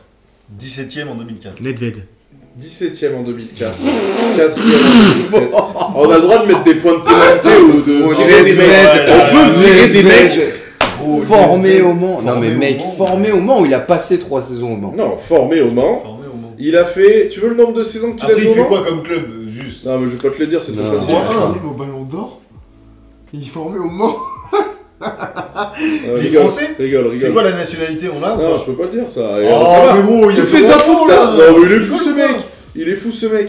Il fait 1, 2, 3, 4, 3 saisons et demie au Mans. Et après il va en Angleterre. Non, après il est prêté dans un autre club de Ligue 1. Et après il va en Angleterre. Après il va dans un autre club de Ligue 1. Ah bon ? Pires. Parce qu'en fait, je l'ai dit, j'effectue... Oh, t'as dit Pires ? Je m'en bats les couilles, on chante. Didier Drogba. On le voit le chat. Merci. Ouais, Didier Drogba, 0 point pour vous, 1 point pour Brice Hernandez. Je savais même pas qu'il était formé au Mans, Drogba. Vous aimez pas le foot. Bon, faut enlever le retour. Si, je peux. Ah bah voilà, c'est 0 point, 1 point pour Brice, même à distance, Brice. Quel joueur, bien Ouais, bravo. T'es énorme. Putain, ouais, je veux vraiment. Didier Drogba formé au MUC, ouais, je savais vraiment pas. MUC 72. Putain, celui-là, je l'aurais vraiment pas trouvé. Guingamp par la suite. Guingamp, ouais. Marseille. Maintenant, oui, merci. Ouais, c'est ça, parce que pour moi, c'est Guingamp, quoi, le premier, le MUC. Mais gros, fini 4ème, mais Ballon d'Or dit Chelsea, vainqueur de la Ligue des Champions en 2012. It's a fucking disgrace. Je suis. Voilà, c'était fait. Bah oui, bien sûr, mais c'est à la fin, c'est... Faut mettre un chrono, je pense. Messieurs, d'accord. Joueur né le 25 avril 1947. Auteur de 661 matchs et 370 buts. Serge Chiesa ? Non. Je suis le premier joueur à gagner 3 fois le Ballon d'Or. Georges Best. Raymond Coppa ? Non. Michel Platini ? Non, attends le début, c'est une par personne. Clément ? Van Basten ? Non. Bah non, 47. Connu pour généralement porter le numéro 14. Cruyff ? Johan Cruyff. 47, ah ouais. Il a 3 ballons d'or, bon. Ouais. Je sais même pas. Il est devenu coach au FC Barcelone, surnommé le Hollandais volant. Johan Cruyff. Moi, je pensais qu'il en avait que 2. Non, 3 ballons d'or. 1 point. 3 d'affilée ? Non. Je vais te dire, tu veux les années ? Ouais. Je vais te donner les années. Et tu veux des chronos aussi. Et tu veux des chronos ? 71, 73, 74. Bon, ça va. D'accord. Il Messieurs. était nul en 72, je pense. Ouais. Gastro, terrible. Joueur. 1-0 pour la Varenne. Né le 25 février 1985. Là, ça calcule. Il a quel âge? Milieu de terrain, mesurant 1m75 et droitier. Je me fais connaître au PSV Eindhoven en 2002, où je signe pour 5 millions d'euros. Ronaldo. Milieu de terrain, merci. Pardon. Rivaldo. Non. Non, Romario. Non, mais Putain, il est 85. Oui. Romario. Il a 38 ans. Oui. Schneider? Non. Ah non, pas du tout. Il est néerlandais? 81, pardon. Oh, ça va. Il est 42 néerlandais ans. Non. Ah, Il signe là-bas. Il signe au PSV Eindhoven en 2002 pour 5 millions d'euros. Van Van Bommel. Bommel. Non. Après 92 matchs et 17 buts, il part à Manchester United pour 7,3 millions d'euros. Il vient du PSV, il signe quelle année? 2000... Vérone. Ta gueule. J'en sais rien. Moi aussi, Il t'en signe sais en rien. 2005. Milieu de terrain. En 2005 jusqu'en 2012 à Manchester United, pouvant faire 204 matchs et marquer 28 buts dans l'équipe de Sir Alex Ferguson. Kagawa. Je pars. Park? Park. Ah ouais, Jisung. Putain. On le compte en milieu de terrain, lui. Bah oui, c'est un milieu de Ah, terrain. parce que tu hein. comptais quoi, toi? Bah, moi, je comptais en attaquant, il y est. Mais Oh quel non. mytho! Non, mais c'est pas grave. Oh, t'es vraiment un malade mental. Ça fait deux Il est conneries. en train, là, il sait qu'il Mauvaise foi nocturne. Mauvaise foi de ouf. Oh, t'es Il est vraiment juste dégoûté de pas archi, l'avoir. bon. Il est juste dégoûté de pas l'avoir. Jamais il est attaquant, par contre. On a eu du Van Nistelrooy. Au du début, Roy quand il signe, il est et du considéré Jérôme lié, Roten quoi. dans le chat. Hein. Jérôme Roten. Je vous dirais pas qu'il y a du Jérôme Roten. Hein. Ouais, t'as dit Véron, moi. Je m'en bats les couilles, je crois que je Joueur. 1-1-0. Je crois que j'ai plus joué. Né le 29 mai 81. Je vérifie quand même du coup maintenant parce que... T'as peut-être inversé entre les deux. Oui. Ça doit être 85. Non, c'est 81. 29 mai 81 à Leningrad. J'évolue au Arshavin. poste Andrei Arshavin. Clément Castela est en tête du quiz. C'est Spécialiste énorme. état civil. C'est énorme. Spécialiste état civil. Bah, t'as une date de naissance, un lieu de naissance. J'évolue au poste de milieu offensif, je commence ma carrière au Zénith, 6ème au Ballon d'Or en 2008 et membre de l'équipe J'étais type sur de Zuba. l'Euro 2008 La Roche. Tu pourras vérifier. Personne dans le foot, Zuba. Genre, on va m'interroger sur Zuba. Je signe à Arsenal pour 13 millions d'euros et je finis ma carrière au Kazakhstan en 2018. Andrei Kazakhstan. Arshavin. Il a fini au Kazakhstan. C'est dramatique. Il y en a des mecs qui Le finissent. triplé qui met Liverpool. Dernier jeu, messieurs. Enchère. Double Barça. Enchère, messieurs, c'est Ok, toi, bon. Benja, qui aura la main en premier. Bon, bon. Combien tu peux me citer en 60 secondes de personnes ayant fini 2ème au Ballon d'Or? C'est quoi cette c'est question chaud, de ouais. merde, gros. Ah ouais, là c'est chaud. Super dur, ce que je te dis. Avec combien d'erreurs? Parce que là. Avec 3 erreurs, comme d'habitude. Non, mais Ouais, les c'est gars, pas vous connaissez le possible. foot ou... Mais t'es un ouf, bah, c'est pas possible. Ah ouais, mais toi non, mais les autres, je veux dire... Ah, moi, je T'en t'en dis sais pas beaucoup, mais t'en dis Gros. forcément quand même. Mais Ouais, je- bien je sûr. tiens forcément. Déjà, t'en as 2 faciles.